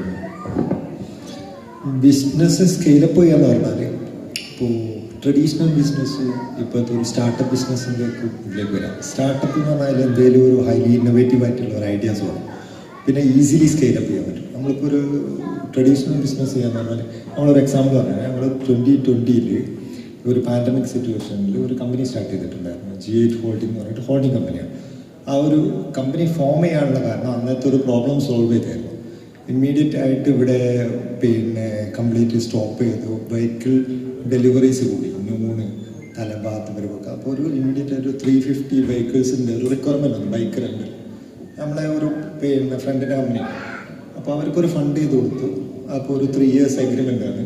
അങ്ങനെ ആ ഒരു പ്രോബ്ലം സോൾവ് ചെയ്തതിൻ്റെ ആ ഒരു പ്രൊജക്റ്റിൽ നിന്നാണ് ഒരു കമ്പനി ഫോം ചെയ്യുന്നത്. ആ ഫോം ചെയ്തിട്ട് ഞങ്ങളിപ്പോൾ അതൊരു 5-8ഓളം കമ്പനി, ചെറിയ കമ്പനികൾക്ക് സ്റ്റാർട്ടപ്പും പിന്നെ വെഞ്ചർ ക്യാപിറ്റലിസ്റ്റ് ആയിട്ട് ഫണ്ട് ചെയ്യുന്ന ചെറിയ കമ്പനിയുണ്ട്, ഹോൾഡിംഗ് ഗ്രൂപ്പ് ഓഫ് പീപ്പിളാണ്. അപ്പോൾ അങ്ങനെ ഫോം ചെയ്തു. ഇപ്പം ഞങ്ങൾ സ്റ്റാർട്ട് ചെയ്തൊരു കമ്പനീൻ്റെ സ്റ്റോറി ആയിട്ട് പറയാം. അപ്പോൾ ഞങ്ങൾ അതിൻ്റെ അണ്ടറിൽ ഒരു റെസ്റ്റോറൻറ്റ് സ്റ്റാർട്ട് ചെയ്തു. ഓൾമോസ്റ്റ് 140 സീറ്റിങ്ങുള്ള 34 എംപ്ലോയീസ് ഉള്ള ഒരു കമ്പനിയാണ്. അപ്പോൾ അത് സ്റ്റാർട്ട് ചെയ്യുന്നത് റാസൽ ഗെയിമിലാണ്. ഇത്രയും ഇൻവെസ്റ്റ്മെൻറ്റ് ചെയ്തിട്ട് ഞങ്ങൾ വെയിറ്റ് ചെയ്യാണ് കസ്റ്റമർ വരാൻ വേണ്ടിയിട്ട്. അപ്പോൾ ഞങ്ങളിപ്പോൾ സ്റ്റാർട്ട് ചെയ്ത കമ്പനി എന്ന് പറഞ്ഞാൽ ഇതൊരു ബൂട്ട് സ്ട്രാപ്പിംഗ് എന്ന് പറഞ്ഞാൽ 0 ഇൻവെസ്റ്റ്മെൻറ്റ്, കസ്റ്റമറെ കിട്ടി ഫണ്ട് വന്നിട്ടാണ് ഞങ്ങൾ ട്രേഡ് ലൈസൻസ് വരെ സ്റ്റാർട്ട് ചെയ്തത്. അപ്പോൾ കസ്റ്റമറെ ഫണ്ടിൽ നിന്നാണ് എൻ്റെ കമ്പനി സ്റ്റാർട്ട് ചെയ്യുന്നത്. അപ്പോൾ 0 ഇൻവെസ്റ്റ്മെൻ്റ് ആയിട്ട് കൊണ്ടുപോകുന്നത് അതെന്താണെന്ന് പറഞ്ഞാൽ നമ്മളെ അനാലിസിസിൻ്റെ ഡിഫറെൻ്റാണ്. അപ്പോൾ ഹൈലി സ്കെയിലബിൾ എന്ന് പറഞ്ഞാൽ നമുക്ക് പ്രോപ്പറായിട്ട് പിന്നെ പ്രൊഡക്റ്റ് സർവീസ് സെക്ടറിൽ സ്കെയിലബിൾ അത്ര ഈസി അല്ല. അതിൽ റിസോഴ്സ് ഒരുപാട് ഇൻവോൾവ് ആണ്. ഞങ്ങളിപ്പോൾ ഒരു പ്രോജക്റ്റ് റൺ ചെയ്യുന്നുണ്ട് ടാൻസാനിയയിൽ. അപ്പോൾ അത് എക്സിക്യൂഷൻ എന്നൊക്കെ പറയുന്നത് ഭയങ്കര ഡിഫിക്കൽട്ടാണ്. ഒരു പിന്നെ വേറെ കൺട്രിയിൽ പുറത്ത് പോയി ചെയ്തു വരുന്നത്. പക്ഷേ ഇതിന് നമ്മളൊരു പ്രൊഡക്റ്റിലൊക്കെ ഇൻവെസ്റ്റ് ചെയ്യുകയാണെങ്കിൽ ഇറ്റ്സ് ഈസിയാണ്. ഒരു സിസ്റ്റം മാത്രം മതി ആ പ്രൊഡക്റ്റ് സെൻഡ് ചെയ്ത് കൊടുക്കാനും കാര്യങ്ങളൊക്കെ. അതേപോലെ IT-യിലേക്ക് വരാണ് സാസ് ബേസ്ഡ് ആയിട്ടുള്ള പ്രൊഡക്റ്റുകളൊക്കെ ആണെങ്കിൽ ഹൈലി സ്കെയിലബിൾ ആയിട്ട് പെട്ടെന്ന് ചെറിയൊരു ടൈമിലോട് ഹൈലി ആയിട്ട് സ്കെയിൽ ചെയ്ത് കൊണ്ടുപോകാൻ പറ്റും. അപ്പോൾ അതിലേക്ക് പിന്നെ ചെയ്യാൻ പറ്റുന്നത് എന്താണെന്നുള്ളത്. അപ്പോൾ നമ്മൾ നേരത്തെ ഒരു അനലിറ്റിക്സ് പറഞ്ഞ പോലെ നമ്മൾ 2030 എൻ്റെ കമ്പനി എന്തായിരിക്കണം എന്നുള്ള ഒരു വിഷൻ നമുക്ക് ഐഡിയ ഉണ്ട്. അപ്പോൾ നമ്മൾ എന്താ ഒരു ബിസിനസ് ഓണേഴ്സ് ചെയ്യേണ്ടത് നമ്മളിപ്പോൾ കാണുന്നതും നമ്മൾ കണ്ടിട്ടുണ്ടത് നമ്മൾ അങ്ങനെയല്ല ഇംപ്ലിമെൻറ്റ് ആവുന്ന കേട്ടോ. വൈകിട്ട് ബിസിനസ്സിലേക്ക് വന്നപ്പോൾ പോലെ ലീഡേഴ്സിനെ ക്രിയേറ്റ് ചെയ്യുക എന്നുള്ളതാണ് വെരി ഇമ്പോർട്ടൻറ്റ്. അവരാണ് പ്രൊജക്റ്റ്. പിന്നെ നമ്മൾ 2030 എന്താണെന്നുള്ളത് നമുക്ക് മാത്രം പ്ലാൻ ചെയ്യാൻ പറ്റുന്ന ഒരു കാര്യമാണ്. അല്ലാതെ അത് വേറൊരാൾ വന്നിട്ട് അതിൽ ഇൻവോൾവ് ചെയ്യില്ല. അപ്പോൾ 2030 നമ്മൾക്കൊരു 100 million ടേണോവറുള്ള ഒരു കമ്പനി ആവണമെങ്കിൽ അത് 2029 നോക്കിയിട്ട് കാര്യമില്ല. അതിന് will have a lot of process will be.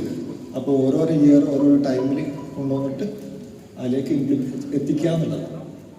അപ്പോൾ നമ്മൾ സ്കെയിലപ്പ് ചെയ്യുന്ന കാര്യം പറഞ്ഞു, അതിൽ സിറാജ് എന്തെങ്കിലും അറിയുന്നുണ്ടോ? സ്കെയിലപ്പിൽ ഒരു കാര്യം കൂടെ പറഞ്ഞത് ഞങ്ങളിപ്പോൾ ജോൺസിൽ ഞങ്ങളിപ്പോൾ പ്രൊഡക്റ്റിലേക്കുള്ള ഇന്നോവേഷൻസ് ഒക്കെ ഉണ്ട്. അപ്പോൾ ഒരു പ്രൊജക്റ്റ് ഒരു ട്രഡീഷണൽ ബിസിനസ് ആണെങ്കിൽ ഒരു ഞങ്ങൾ റെസ്റ്റോറൻറ്റ് എല്ലാവരും ആദ്യം പോയി ചാടുന്നത് എസ്പെഷ്യലി GCC വരുമ്പോൾ റെസ്റ്റോറൻറ്റ് ബിസിനസ്സിലാണ്. അത് എന്തുകൊണ്ടാണെന്ന് അറിയില്ല, ഞങ്ങളെല്ലാവർക്കും എക്സ്പീരിയൻസ് ഉണ്ടാവും. അപ്പോൾ അത് ഈസിലി നമ്മൾ കുറച്ച് ആൾക്കാർ ഒരു സ്ഥലത്ത് നിന്നിട്ട് അവർക്ക് ഒരുപാട് കച്ചവടം കിട്ടുമ്പോൾ നമുക്ക് തോന്നുന്നു അത് ഈസി പ്രോസസ്സ്. അന്ന് പോയിട്ട് നമ്മൾ ചാടിയിട്ട് ചെയ്യും. അപ്പോൾ ഒരു 100 സീറ്റുകളിലെ ഒരു റെസ്റ്റോറൻറ്റിന് സ്കെയിലപ്പ് ചെയ്യാൻ വേണ്ടിയിട്ടുണ്ട്. അവർക്ക് മാക്സിമം ഒരു ദിവസം സെർവ് ചെയ്യാനിപ്പോൾ ഒരു 300K 400K ആവറേജ് മന്ത്ലി സെയിലേ ചെയ്യാൻ പറ്റും. അതിന് മുകളിൽ അതിന് കപ്പാസിറ്റി ഉണ്ടാവില്ല. പക്ഷെ ഇപ്പോൾ ഞങ്ങളിപ്പോൾ ചെയ്യണമെന്ന് പറഞ്ഞാൽ ഞങ്ങളുടെ കപ്പാസിറ്റി അതൊരു ലൊക്കാലിറ്റിയിലുള്ള ബിസിനസ്സാണ്. ഇപ്പോൾ റാസൽ ഖൈമയിലുള്ള ഒരു ബിസിനസ് എന്ന് പറഞ്ഞാൽ ഇപ്പോൾ അബുദാബിയിൽ നിന്ന് വന്നിട്ട് വൺസിൻ്റെ വൈലൊക്കെ ആൾക്കാർ ചെയ്യും. ഇപ്പോൾ ഞങ്ങളെ ഏരിയ എന്ന് പറഞ്ഞാൽ ഇപ്പോൾ ഒരു ലിമിറ്റ് ഇല്ല. ലൈക്ക് ഒരു എക്സാമ്പിൾ പറഞ്ഞുതരാം. ഇപ്പോൾ ഗൂഗിളിൽ കീബോർഡ് അനാലിസിസ് ഒക്കെ നമ്മൾ എല്ലാവരും യൂസ് ചെയ്യുന്നതാണ്. അപ്പോൾ ലാസ്റ്റ് മന്ത് ഇപ്പോൾ ഒരു മന്ത്ലി അനാലിസിസ് ലൈക്ക് നമ്മളിവിടെ പെർഫ്യൂമൊക്കെ ചെയ്യുന്നവരുണ്ട്. കഴിഞ്ഞ മാസം വന്നിട്ടുണ്ടാകുന്ന ഒരു ഹയസ്റ്റ് കീവേഡ് സെർച്ച് ചെയ്ത് കഴിഞ്ഞാൽ 1.5 മില്യൺ 2 മില്യൺ കീവേഡ്സ് ഒക്കെ പെർഫ്യൂമിന് വരും. അപ്പോൾ ഒരു പൊട്ടൻഷ്യൽ എന്തിനു നമ്മൾ റെസ്റ്റോറൻറ്റ് ഇത് സ്റ്റാർട്ട് ചെയ്തു, ഇത്രയും ഡിമാൻഡുള്ള വേറൊരു കീവേഡ് ഉണ്ട്. അപ്പോൾ അത് ചെയ്തിട്ട് അതിലൊരു 10% 1% ബിസിനസ് കിട്ടിക്കഴിഞ്ഞാൽ തന്നെ ഇതിൻ്റെ ഒരു 10 ടൈംസ് ആയി. അപ്പോൾ അങ്ങനെ ഒരു പ്ലാനിങ്ങോട് കൂടിയിട്ട് നമ്മൾ ഇറങ്ങിക്കഴിഞ്ഞാൽ ഒന്നും കൂടി വളരെ ഈസി ആയിരിക്കും കാര്യങ്ങൾ ചെയ്യാൻ. അതിലൊരു ക്വസ്റ്റ്യൻ ചോദിക്കട്ടെ. ഈ സ്കെയിലപ്പ് ചെയ്യുമ്പോൾ ഒരു പക്ഷേ ഡിഫറെൻറ്റ് വെർട്ടിക്കൽസ് ആയിരിക്കുമല്ലോ. അപ്പോൾ ഒരു ഫോക്കസ്ഡ് ബിസിനസ് ആണോ നല്ലത്, അതല്ല എല്ലാം കൂടെ ആഡ് ചെയ്തിട്ടുള്ള ഒരു ബിസിനസ് ആണോ? ഡെഫിനറ്റ്ലി ഫോക്കസ്ഡ് ബിസിനസ്സാണ് നല്ലത്. അത് ഒരുപാട് പോളിഷ് ചെയ്തിട്ട് നമുക്ക് ഒരു ഫൈനൽ പ്രൊഡക്റ്റായിട്ട് കൊടുക്കാൻ പറ്റും. നമ്മൾ ഡിഫറെൻറ്റ് വെർട്ടിക്കൽസിലേക്ക് പോകേണ്ടി വരുന്നതെന്ന് പറഞ്ഞാൽ ചിലപ്പോൾ കോമ്പറ്റീറ്റേഴ്സ് ഇഷ്യൂസ് വരും, ചിലപ്പോൾ യൂണീക്ക് ഐഡിയാസും പ്രൊഡക്ട്സും നമുക്ക് കിട്ടും. അത് നമ്മൾ എൻ്റർ ചെയ്യുമ്പോൾ നോളജും കിട്ടുമ്പോൾ നമ്മൾ പുതിയ ട്രൈ ഔട്ട് ചെയ്യുന്നതാണ്. ഫോക്കസ്ഡ് നമുക്കൊരു IP ഒക്കെ ഉള്ള ഒരു പ്രൊഡക്റ്റിലേക്ക് ഉണ്ടെങ്കിൽ പിന്നെ വെർട്ടിക്കൽസ് ആഡ് ചെയ്തിട്ട് ഗ്രോത്തിനനുസരിച്ച് അത് വേറെ കമ്പനി ആക്കിയിട്ട് ചെയ്യാൻ പറ്റും. ഇവര് ചെയ്യുന്ന ഒരു പ്രോസസ്സും കൂടെ പറഞ്ഞു. അപ്പോൾ ഷംസീർ വാലിന് 26 ഡിഫറെൻറ്റ് വെർട്ടിക്കൽസ്. ഞാൻ തന്നെ വിചാരിച്ചു ഇവരൊക്കെ എങ്ങനെ മാനേജ് ചെയ്യുന്നത്. ചില ഒരു പ്രോജക്റ്റ് വരെ അറിയുന്ന കൂടില്ല, ഡിഫറെൻറ്റ് വെർട്ടിക്കൽസ് ആഡ് ചെയ്യുന്നതും അറിയുന്നില്ല. അതപ്പോൾ ഇത്രയും പ്രോജക്റ്റുകൾ ഞാൻ ഷാദൊക്കെ കമ്പനിയിൽ വർക്ക് ചെയ്തിട്ടുണ്ട്. ഇത്രയും പ്രോജക്റ്റിൻ്റെ ഒരു കൺസോളിഡേറ്റഡ് റിപ്പോർട്ട് CEO പോയിക്കൊണ്ടിരിക്കുക ഡെയിലി പറഞ്ഞാൽ വിത്തൗട്ട് എനി ഫെയിൽ. ഈവൻ ഒരു ടാബിൻ്റെ ഒരു 10 ഇഞ്ച് ടാബ് ആണെങ്കിൽ അവന് സ്ക്രോൾ വരെ വരുന്ന അവർ ഇഷ്ടപ്പെടുന്നില്ല. എന്താണെന്ന് അവർക്ക് ടൈമില്ല സ്ക്രോൾ ചെയ്തിട്ട് അടുത്ത് എന്താണെന്ന് നോക്കാൻ വരെ. അപ്പോൾ വിത്തിൻ്റെ ആ ഒരു ടൈമിൽ ഇവർക്ക് ഒരു കംപ്ലീറ്റ് ഐഡിയാസ് വേണം. ഇന്ന് എൻ്റെ ബിസിനസ്സിൽ എന്ത് സംഭവിച്ചു, റിയൽ ടൈം ഡാറ്റാസ് ആണ് അത് വരുന്നത്. എന്നാൽ ഒരു ഹിസ്റ്റോറിക്കൽ ഡാറ്റ അല്ല, റിയൽ ടൈം ഡാറ്റ എന്ത് സംഭവിച്ചു. ഇനി അടുത്തൊരു 5 ഇയേഴ്സിൻ്റെ അൽഗോരിതംസ് ഒക്കെ റെഡിയാണ്. 5 ഇയേഴ്സ് എന്തൊക്കെ ആയിരിക്കും ബാക്ക്ഗ്രൗണ്ട് ഹിസ്റ്റോറിക്കൽ ഡാറ്റ വെച്ചിട്ടുള്ള ഔട്ട്പുട്ട് എന്തായിരിക്കും, ഇത് ഞാൻ അച്ചീവ് ചെയ്യുന്നുണ്ടോ, ടാർഗറ്റ് വേഴ്സസ് അതൊരു ടാർഗറ്റ് ഉണ്ടാവും, ആക്ച്വൽ അത് ചെക്ക് ചെയ്യും. അത് ഡൗൺഫാൾ വരുന്നുണ്ടെങ്കിൽ അതിൻ്റെ മെഷേഴ്സ് എടുക്കും. അതൊക്കെ ഒരു പ്രീസ്ക്രിപ്റ്റഡ് സാധനങ്ങളായിരിക്കും. അപ്പോൾ നമ്മൾ ബിസിനസ് ഒരു സ്കെയിലബിലിറ്റിൻ്റെ കാര്യം പറഞ്ഞപ്പോൾ ഒരു പോയിന്റാണ്. അതായത് നമ്മൾക്കിപ്പോൾ ഉള്ള ടെക്നോളജി ഉപയോഗിക്കുന്നുണ്ടല്ലോ. ഉദാഹരണത്തിന് നമ്മുടെ നാട്ടിൽ പണ്ട് അറിയാലോ, നമ്മൾ നെല്ല് ഇങ്ങനെ വെച്ചുകൊണ്ടിരുന്ന സമയത്ത് ഒരു വയലിങ്ങനെ നെല്ല് എത്ര ആൾക്കാർ കൂടിയിട്ടായിരുന്നു നെല്ല് വെച്ചിരുന്നത് അല്ലേ. ഇപ്പം അത് മാറിയിട്ട് മെഷീൻ വന്നു. ആ മെഷീൻ അത്രയും സമയം കൊണ്ട് അത്രയും കൂടുതൽ സ്ഥലത്ത് നെല്ല് വധിക്കും. ഇപ്പോൾ നമ്മൾ അറിയാം ചൈനയിലും അബുദാബിയിലൊക്കെ ഡ്രോൺ ഷോ പോലെ വലിയ വിത്തുകൾ ഘടിപ്പിച്ച ഡ്രോണുകൾ പോയിട്ട് മണിക്കൂറുകൾ കൊണ്ട് 1000കണക്കിന് വൃക്ഷത്തൈകൾ നട്ടിട്ട് തിരിച്ചു പോരും. അത്രയും വലിയ സ്കെയിലബിൾ സൊല്യൂഷൻസ് അവൈലബിൾ ആണ്. നമുക്കൊരു മരം കുഴിച്ചിടാൻ എത്ര സമയം എടുക്കും? ഒരു വിത്ത് കൊണ്ടുപോയി ഒരു സ്ഥലത്ത് കുഴിച്ചിടണം അല്ലേ. ചൈന ഇപ്പോൾ ഫോറസ്ട്രേഷൻ നടക്കുന്നത് km/h എന്നുള്ള ലെവലിലാണ്. ഇത്ര കിലോമീറ്റേഴ്സ് ഫോറസ്ട്രേഷൻ, അത് അത്രയും വലിയ ഡ്രോൺ സിസ്റ്റംസ് കൊണ്ടുവന്നു. ഇപ്പോൾ നമ്മൾ ഈ ഡ്രോൺ ഷോ കാണുന്നില്ല ഇവിടെ, അതുപോലെ മെഷീൻസ് കൊണ്ടുവന്നിട്ട് സ്വയം ചെയ്തിട്ട് പോകും. അപ്പോൾ നമ്മളെ സംബന്ധിച്ചിടത്തോളം ഒരു ഡിസയർ ഉണ്ടെങ്കിൽ അത് അച്ചീവ് ചെയ്യാനുള്ള ടെക്നോളജി ഉപയോഗിക്കണം എന്നുള്ളതാണ് സ്കെയിലബിലിറ്റിയിൽ പറയാനുള്ളത്. അപ്പം നമുക്ക് 10 മില്യൺ വേണം. 10 മില്യൺ വേണം എന്ന് പറഞ്ഞിരുന്നാൽ പോരല്ലോ. നമുക്ക് എത്ര സ്ഥലത്ത്, നമ്മൾ നേരത്തെ റെസ്റ്റോറൻറ്റിൻ്റെ കാര്യം പറഞ്ഞു, ഒരു കറാമയിൽ ഒരു 400 സ്ക്വയർ ഫീറ്റുള്ള ഒരു റെസ്റ്റോറൻറ്റിൽ ചായ കൊടുത്തിട്ട് വൈകുന്നേരം ആകുമ്പോൾ എത്ര പൈസ നമുക്ക് ഉണ്ടാക്കാൻ പറ്റും എന്നുള്ളത് നമുക്ക് കാൽക്കുലേറ്റ് ചെയ്യാം അല്ലേ. മാത്തമാറ്റിക്സ് ആണ്. ഒരു സമയം ഒരാൾ എത്ര ചായ കുടിച്ച് എത്ര സമയം കുടിക്കാൻ പറ്റും. അപ്പോൾ അതിന് സ്കെയിലബിലിറ്റി വളരെ ലിമിറ്റഡ് ആണ്. ഒരു ഉദാഹരണം പറയാം. നമ്മളെ ഈ ആയുർവേദിക് സെൻറ്റേഴ്സ് ഉണ്ട് ഇവിടെ, ഒരുപാട് ആയുർവേദിക് സെൻറ്റേഴ്സ് അല്ലേ. ആൾക്കാർ ഉഴിച്ചിൽ, തിരുമ്മൽ എന്നൊക്കെ പോണത്. ഞാനൊരു റീസെന്റ് സ്റ്റഡി നടത്തിയപ്പോൾ ഒറ്റ ആയുർവേദിക് സെന്ററും പ്രോഫിറ്റിലല്ല. അതിനൊരു കാരണമുണ്ട്. ഈ ആയുർവേദിക് സെന്ററിൽ ഒരാൾ വന്നു കഴിഞ്ഞാൽ അയാൾ തിരുമ്മാൻ 1 മണിക്കൂർ, കുളിക്കാൻ 1/2 മണിക്കൂർ, ആ ബാത്റൂമും അതെല്ലാം ഉപയോഗപ്പെടുത്തി കഴിഞ്ഞാൽ 150 റുപ്യാണ് ഒരു സെഷന് കൊടുക്കുക. ആ ഒരു ദിവസം കൊണ്ട് അവിടെയുള്ള ഫുൾ ഫെസിലിറ്റി യൂസ് ചെയ്താലും ഈ പറഞ്ഞ 3500 റുപ്യക്കാണ് എന്താവുക ഒരു സെഷനിൽ ഉണ്ടാക്കാൻ പറ്റും. ആ എംപ്ലോയിക്ക് തന്നെ ശമ്പളം കൊടുക്കേണ്ട ഡിഫറെൻറ്റ് പൈസ. അപ്പോൾ നമുക്ക് അതിൻ്റെ ഫെസിലിറ്റി എന്ത് ചെയ്യാൻ പറ്റില്ല, യൂട്ടിലൈസ് ചെയ്യാൻ പറ്റില്ല. അത് സ്കെയിലബിലിറ്റി പറയാൻ വേണ്ടി പറഞ്ഞൊരു ഉദാഹരണമാണ്. അപ്പോൾ ഞാൻ പറഞ്ഞു വരുന്നത്, ഇത് നമ്മൾ നേരത്തെ മനസ്സിലാക്കണം. നമ്മൾ എത്രമാത്രം നമ്മുടെ ബിസിനസ് സ്കെയിലബിൾ ആണ്. അത് നമ്മൾ മാർക്കറ്റിംഗ് എന്ന് പറഞ്ഞാൽ ഒരു ബാഗും തൂക്കി നമ്മൾ ഡയറക്റ്റ് ഡോർ മാർക്കറ്റിംഗ് എന്ന് പറയുന്ന ആ സംഭവമായിരുന്നു കൺവെൻഷനലായിട്ട് നമ്മൾ ചിന്തിച്ചുകൊണ്ടിരുന്നത്, അല്ലേ? രണ്ടാമത് പിന്നെ നമ്മൾ ചിന്തിച്ചുകൊണ്ടത് ആവശ്യക്കാരെ നമ്മളെ കണ്ടെത്തുക എന്നുള്ളൊരു സ്ട്രാറ്റജി ഉണ്ടായിരുന്നു. അതായത് അവർക്കിപ്പം എനിക്കിപ്പോൾ ഒരു ലാപ്ടോപ്പ് വേണമെന്ന് വെച്ചാൽ അവർ ആദ്യം ചെയ്യേണ്ട മൊബൈൽ എടുത്തോ ലാപ്ടോപ്പ് എടുത്തിട്ടോ അവർ ചെക്ക് ചെയ്യും. സോ ആ ഒരു രീതിയിൽ നമ്മളിപ്പോൾ സെർച്ച് എഞ്ചിൻ ഒപ്റ്റിമൈസേഷൻ എന്ന് പറഞ്ഞൊരു സാധനമുണ്ട്. ഇപ്പം എൻ്റെ അടുത്തൊരു ഞാനിപ്പോൾ ഒരു കമ്പനിയാണ്, ഞാനൊരു മൊട്ട് സൂചി ഉണ്ടാക്കുന്ന കമ്പനിയാണെന്ന് വിചാരിച്ചു. If I do the marketing right, കസ്റ്റമറിൻ്റെ അടുത്ത് നിന്ന് വാങ്ങാനും എനിക്ക് ആ ബിസിനസ് ലാഭത്തിലാക്കാനും പറ്റും എന്നുള്ളൊരു സ്ട്രാറ്റജൈസ് നമുക്ക് മാർക്കറ്റിംഗ് വെച്ചിട്ട് ചെയ്യാൻ പറ്റും. എന്ത് പ്രൊഡക്റ്റും ആൾക്കാർക്ക് ആവശ്യമുണ്ട്. നമ്മൾ റൈറ്റ് പോയിന്റിൽ റൈറ്റ് ആൾക്കാർക്ക് നമ്മൾ അത് മാർക്കറ്റ് ചെയ്യുകയാണെന്നുണ്ടെങ്കിൽ ദാറ്റ് ക്യാൻ ബി സെൽ. അത് റീജിയണൽ റെസ്ട്രിക്ഷൻസ് ഒന്നും ഇപ്പോൾ ഒരു പ്രശ്നമില്ല. ഇപ്പം ആഫ്രിക്കയിലുള്ള ആൾക്കാർ വരെ ഗൂഗിളൊക്കെ ചെയ്തിട്ടാണ് നമ്മുടെ അടുത്ത് സംഭവങ്ങൾ, ഓരോ കമ്പനീൻ്റെ സാധനങ്ങൾ, പ്രത്യേകിച്ച് UAE is A global market.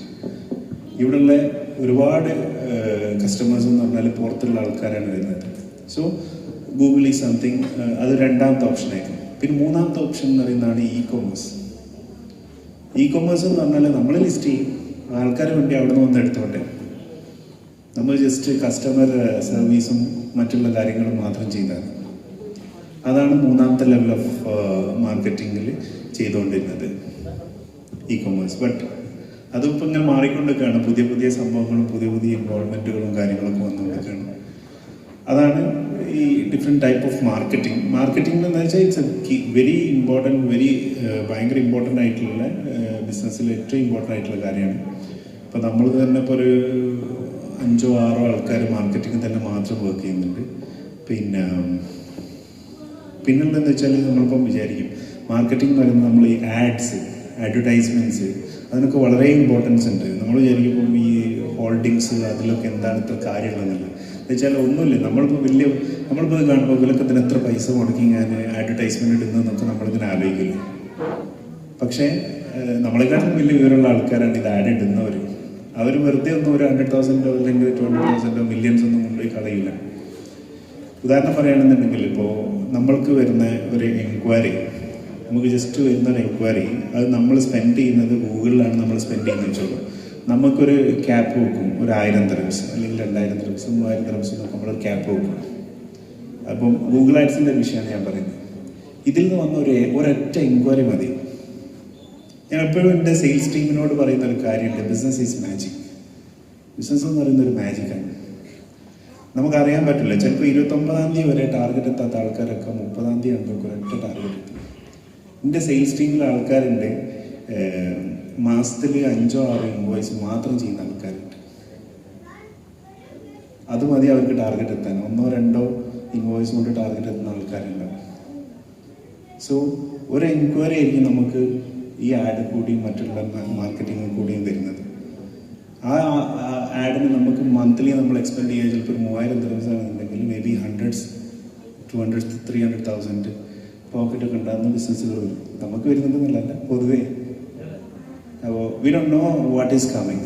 എത്ര ഓപ്പർച്യൂണിറ്റിയാണ് നമ്മൾ മാർക്കറ്റിങ്ങിൽ കൂടി നമ്മൾ എൻക്വയറി ഡെവലപ്പ് ചെയ്തിട്ട് കസ്റ്റമറെ ഡെവലപ്പ് ചെയ്തിട്ട് വരാൻ പറ്റുന്നറിയില്ല. 1000 dirhams സ്പെൻഡ് ചെയ്താൽ മതി. അതുതന്നെയാണ് ഇപ്പോൾ മലബാർ ഗോൾഡാണെങ്കിലും സ്പെൻഡ് ചെയ്യുന്നത്. അവർ ചിലപ്പോൾ 1 million സ്പെൻഡ് ചെയ്യുന്നുണ്ട്, പക്ഷേ അവർക്ക് മില്യൺസ് ഓർ ബില്യൺസ് റവന്യൂ ഉണ്ടാവും. വെറുതെ അവരൊന്നും പൈസ കൊണ്ടുപോയി സ്പെൻഡ് ചെയ്യില്ല. സോ മാർക്കറ്റിംഗ് അത്ര ഇമ്പോർട്ടൻ്റ് ആണ്. നിങ്ങൾ ബിസിനസ് ചെയ്യുകയാണെന്നുണ്ടെങ്കിൽ ഏറ്റവും നിങ്ങൾ മനസ്സിലാക്കണം എങ്ങനെയാണ് കസ്റ്റമറെ നമ്മളിലേക്ക് എത്തിക്കാൻ, സിമ്പിളായിട്ട് നമുക്ക് കസ്റ്റമർക്ക് എത്തിക്കാൻ പറ്റുക എന്നുള്ളത്. ഓക്കെ, നമ്മൾ സമയക്കുറവുകൊണ്ട് ഇടപെടുകയാണ്. ഷബീറിനെ കൂടുതൽ കേൾക്കാൻ എല്ലാവർക്കും ആഗ്രഹമുണ്ടെന്ന് അറിയാം.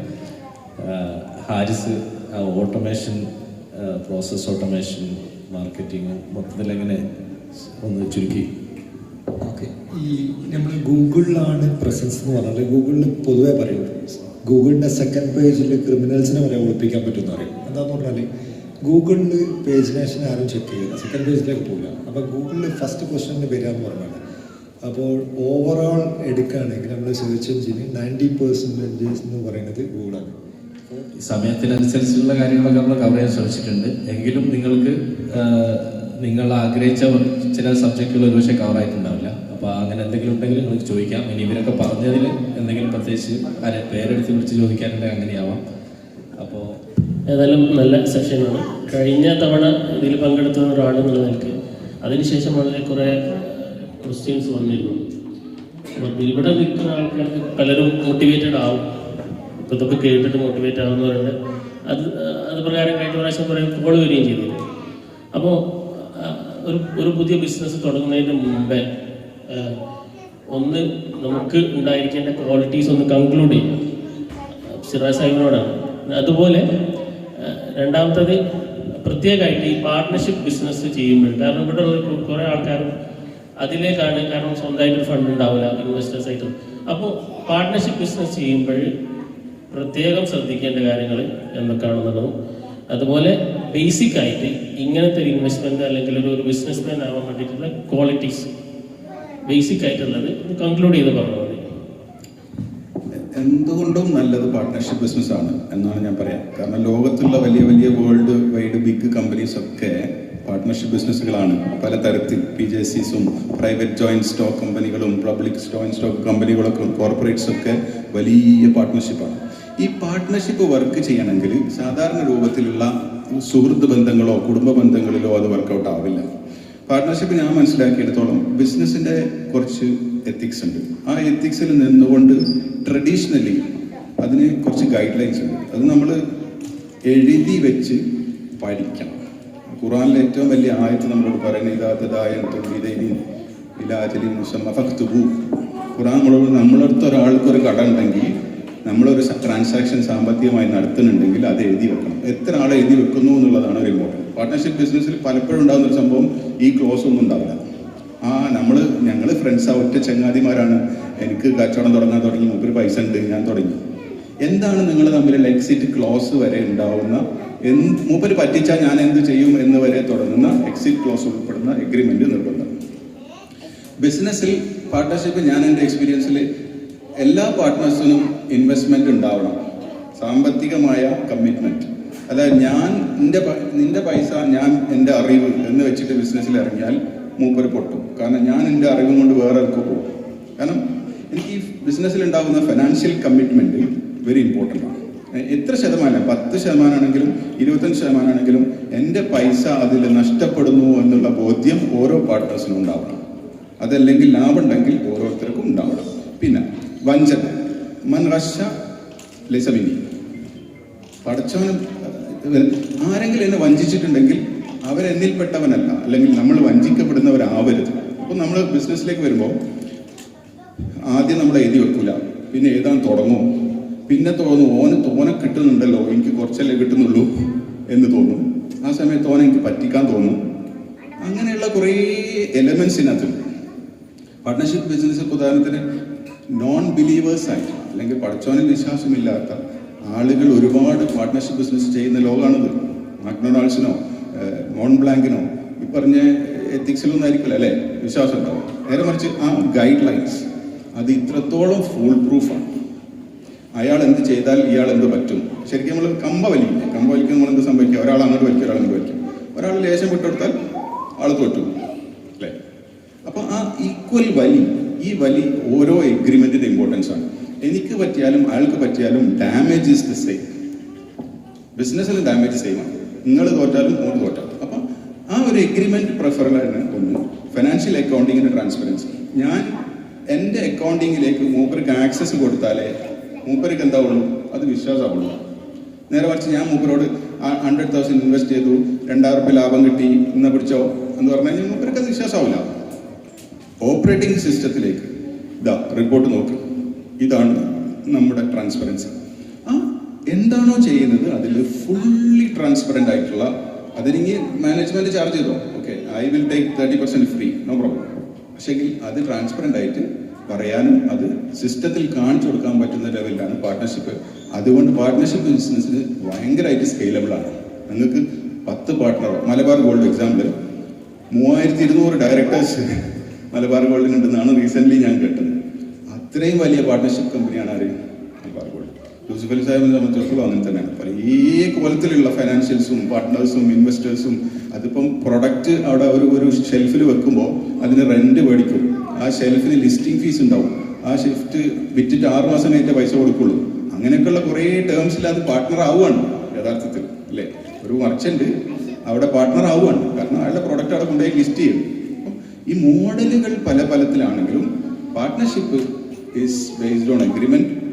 നമുക്ക് ഒരു പാരലൽ ഇപ്പോൾ സ്പെഷ്യലി നമ്മൾ ഔട്ട് ഓഫ് ഇന്ത്യ ഹോം കൺട്രിയിൽ നിന്ന് മാറി നിൽക്കുമ്പോൾ നമുക്കൊരു ഇൻകം വേണം ഇവിടെ നിൽക്കാനായിട്ട്. ഫസ്റ്റ് ഓഫ് ഓൾ ഒരു സാധനമാണ്. അപ്പോൾ സൈഡ് ഹസിൽ ഉണ്ടെങ്കിൽ നമുക്കൊരു ഫ്രീലാൻസ് ആയിട്ട് അതിനൊരു കണ്ടിന്യൂസ് ബിസിനസ് ആയിട്ട് റൺ ചെയ്തുകൊണ്ടാണ്. മൈൻഡ് സെറ്റ് ഇന്നർ എഞ്ചിനീയറിംഗ് ആണ്, അത് ഉള്ളിൽ നിന്ന് വരുന്ന ഒരു സാധനമാണ്. പക്ഷേ എന്തൊന്ന് നമുക്കൊന്ന് ട്രൈ ഔട്ട് ചെയ്തിട്ട് ഇപ്പോൾ സ്പെഷ്യലി ഇപ്പോഴത്തെ ഒരു പാൻഡമിക് സിറ്റുവേഷനിൽ 3000-4000 റുപ്യുള്ള ഒരു ലൈസൻസിന് ഇപ്പോൾ ഒരു സിമ്പിളായിട്ടൊരു ഇ കൊമേഴ്സ് സാധനം IT ഒക്കെ ആണെങ്കിൽ ഇ കൊമേഴ്സ് സാധനം ഡ്രോപ്പ് ഷിപ്പിംഗ് അങ്ങനെ ഒരുപാട് ഓപ്പർച്യൂണിറ്റീസ് ഉണ്ട്. ഇറങ്ങുക എന്നുള്ള 100% സക്സസ് ആവുന്നുള്ള കാര്യമാണ്. ഇറങ്ങുക എന്നുള്ളതാണ് അതിലേക്കുള്ള ഫസ്റ്റ് സ്റ്റെപ്പ്. നമ്മൾ ഒരു ബിസിനസ്സായിട്ട് ചെയ്യുമ്പോൾ അത് എന്താണോ ഇവിടെ ഒരു കൺട്രീൻ്റെ ലീഗൽ ഫോർമാലിറ്റീസ് അത് ചെയ്തിട്ട് അതിലേക്ക് ഇറങ്ങുക എന്നുള്ളത്. ഇതേ സിറ്റുവേഷനാണ് നമ്മൾ മുന്നേ പോയിക്കൊണ്ടിരുന്നത് എന്നാണ് പറഞ്ഞത്. അപ്പം അങ്ങനെ ബിസിനസ് ചെയ്യാനൊക്കെ താല്പര്യം ഉണ്ടെങ്കിൽ ഒരിക്കലും പാർട്ട് ടൈം ബിസിനസ് ചെയ്യരുത് എന്നുള്ളതാണ്. നമ്മളെവിടെയെങ്കിലും വർക്ക് ചെയ്തിട്ട് ബിസിനസ് വേറെ ആരെങ്കിലും റൺ ചെയ്താൽ അതത്ര സക്സസ്ഫുൾ ആവും. ആയതൊക്കെ ഉണ്ടാവും. ബട്ട് ഞാൻ എൻ്റെ ഒരു കാഴ്ചപ്പാടാണ് പറയുന്നത്. നമുക്ക് ആ ഒരു ചെയ്യണം എന്നുള്ളൊരു ആഗ്രഹം ഉണ്ടെന്നുണ്ടെങ്കിൽ എത്രയും പെട്ടെന്ന് ചെയ്യാമെന്നുള്ളതാണ്. പിന്നെന്താ വെച്ചാൽ പറഞ്ഞ പോലെ ഈ പാൻഡമിക്കും ഇങ്ങനത്തെ സിറ്റുവേഷൻസ് ഒക്കെ വരുമ്പം it's a good time to start business, invest in business. കാരണം എന്താ വെച്ചാൽ റെൻറ്റ് കുറവാണ്, പിന്നെ എല്ലാ സംഭവങ്ങളും കുറവാണ്. പിന്നെ post war, post covid, post pandemic, റെസിഷനൊക്കെ ശേഷമുള്ള ബിസിനസ് എന്ന് പറഞ്ഞാൽ ഹ്യൂജ് ആയിരിക്കും. എന്നുവെച്ചാൽ ഇത്രയും കാലമുള്ള ഒരു ലേ ഓവർ ഉണ്ടാവും, ബാക്ക് ഡ്രോപ്പ് ഉണ്ടാവും. അതൊക്കെ കവർ ചെയ്തിട്ട് എല്ലാവർക്കും ബിസിനസ്സും എല്ലാവർക്കും പ്രോഡക്ട്സും ആവശ്യങ്ങളൊക്കെ കൂടി വരികയും ചെയ്യാം. കോവിഡിൻ്റെ മുന്നുള്ള ബിസിനസ് അല്ല കോവിഡിന് ശേഷം വന്നത്. There is A drastic change, നല്ലോണം കൂടിയിട്ടുണ്ട്. അതുപോലെ തന്നെ ആയിരിക്കും പോസ്റ്റ് വാർ, യുദ്ധം കഴിഞ്ഞാലോ അല്ലെങ്കിൽ എന്ത് പാൻഡമിക് വന്നാലും അതിന് ശേഷം ബിസിനസ്സൊക്കെ അത്രയും സ്കെയിലപ്പ് ചെയ്യുന്ന സംഭവം ഉണ്ടാവും. താൽക്കാലികമായ ഒരു സ്റ്റോപ്പ് ഉണ്ടാവുമെങ്കിലും പിന്നീട് നല്ലൊരു ഗ്രോത്ത് കാണാനാണ് ഉദ്ദേശിച്ചത്, അല്ലേ? അതെ. അപ്പോൾ നമ്മൾ വൈൻഡപ്പ് ചെയ്യാണ്. ഇവരെ പേഴ്സണലി എല്ലാവർക്കും ക്വസ്റ്റ്യനിങ് ആവാം എന്ന് പറയുന്നു. പിന്നെ പ്രത്യേകം നന്ദി. വളരെ നല്ല എക്സ്പീരിയൻസ് ആണ്. പലപ്പോഴും ഒരു ചക്കക്കുരു വെച്ച് തന്നെ എല്ലാം ആൻസർ ചെയ്ത് സിറാജ് പക്ഷെ നല്ല കറക്റ്റ് എക്സാമ്പിൾസ് ആണ്. കാര്യങ്ങൾ വ്യക്തമായിട്ട് കൺവേ ചെയ്യുന്ന എക്സാമ്പിൾസ് ആയിരുന്നു. അതുപോലെ തന്നെ ഡാറ്റ അനാലിസിസ് അതൊരു നമ്മൾ അധികം ആലോചിക്കാത്തൊരു കാര്യമാണ്. നമ്മൾ കാലി ഷോപ്പ് എവിടെ ഉണ്ടോ അവിടെ ബിസിനസിൻ്റെ അപ്പുറം എവിടെയാണോ സ്കോപ്പ് അവിടെ പോയി കാലി ഷോപ്പ് തപ്പുന്ന രീതിയിലേക്ക്. അതിൽ സിറാജ് സത്യത്തിൽ കൂടുതൽ അറിവുള്ള ആളാണ്. ആ ഏരിയ കുറച്ച് സിറാജ് കവർ ചെയ്യാൻ പറ്റും. കുറേ കൺസൾട്ടൻസ് ഒക്കെ ഉണ്ട്, വെബ്സൈറ്റുകളുണ്ട്, നമുക്ക് പേയ്മെന്റ് ചെയ്തിട്ട് ഉപയോഗപ്പെടുത്താൻ പറ്റുന്നതൊക്കെ. സിറാജിനെ പേഴ്സണലായിട്ട് ബന്ധപ്പെടാം.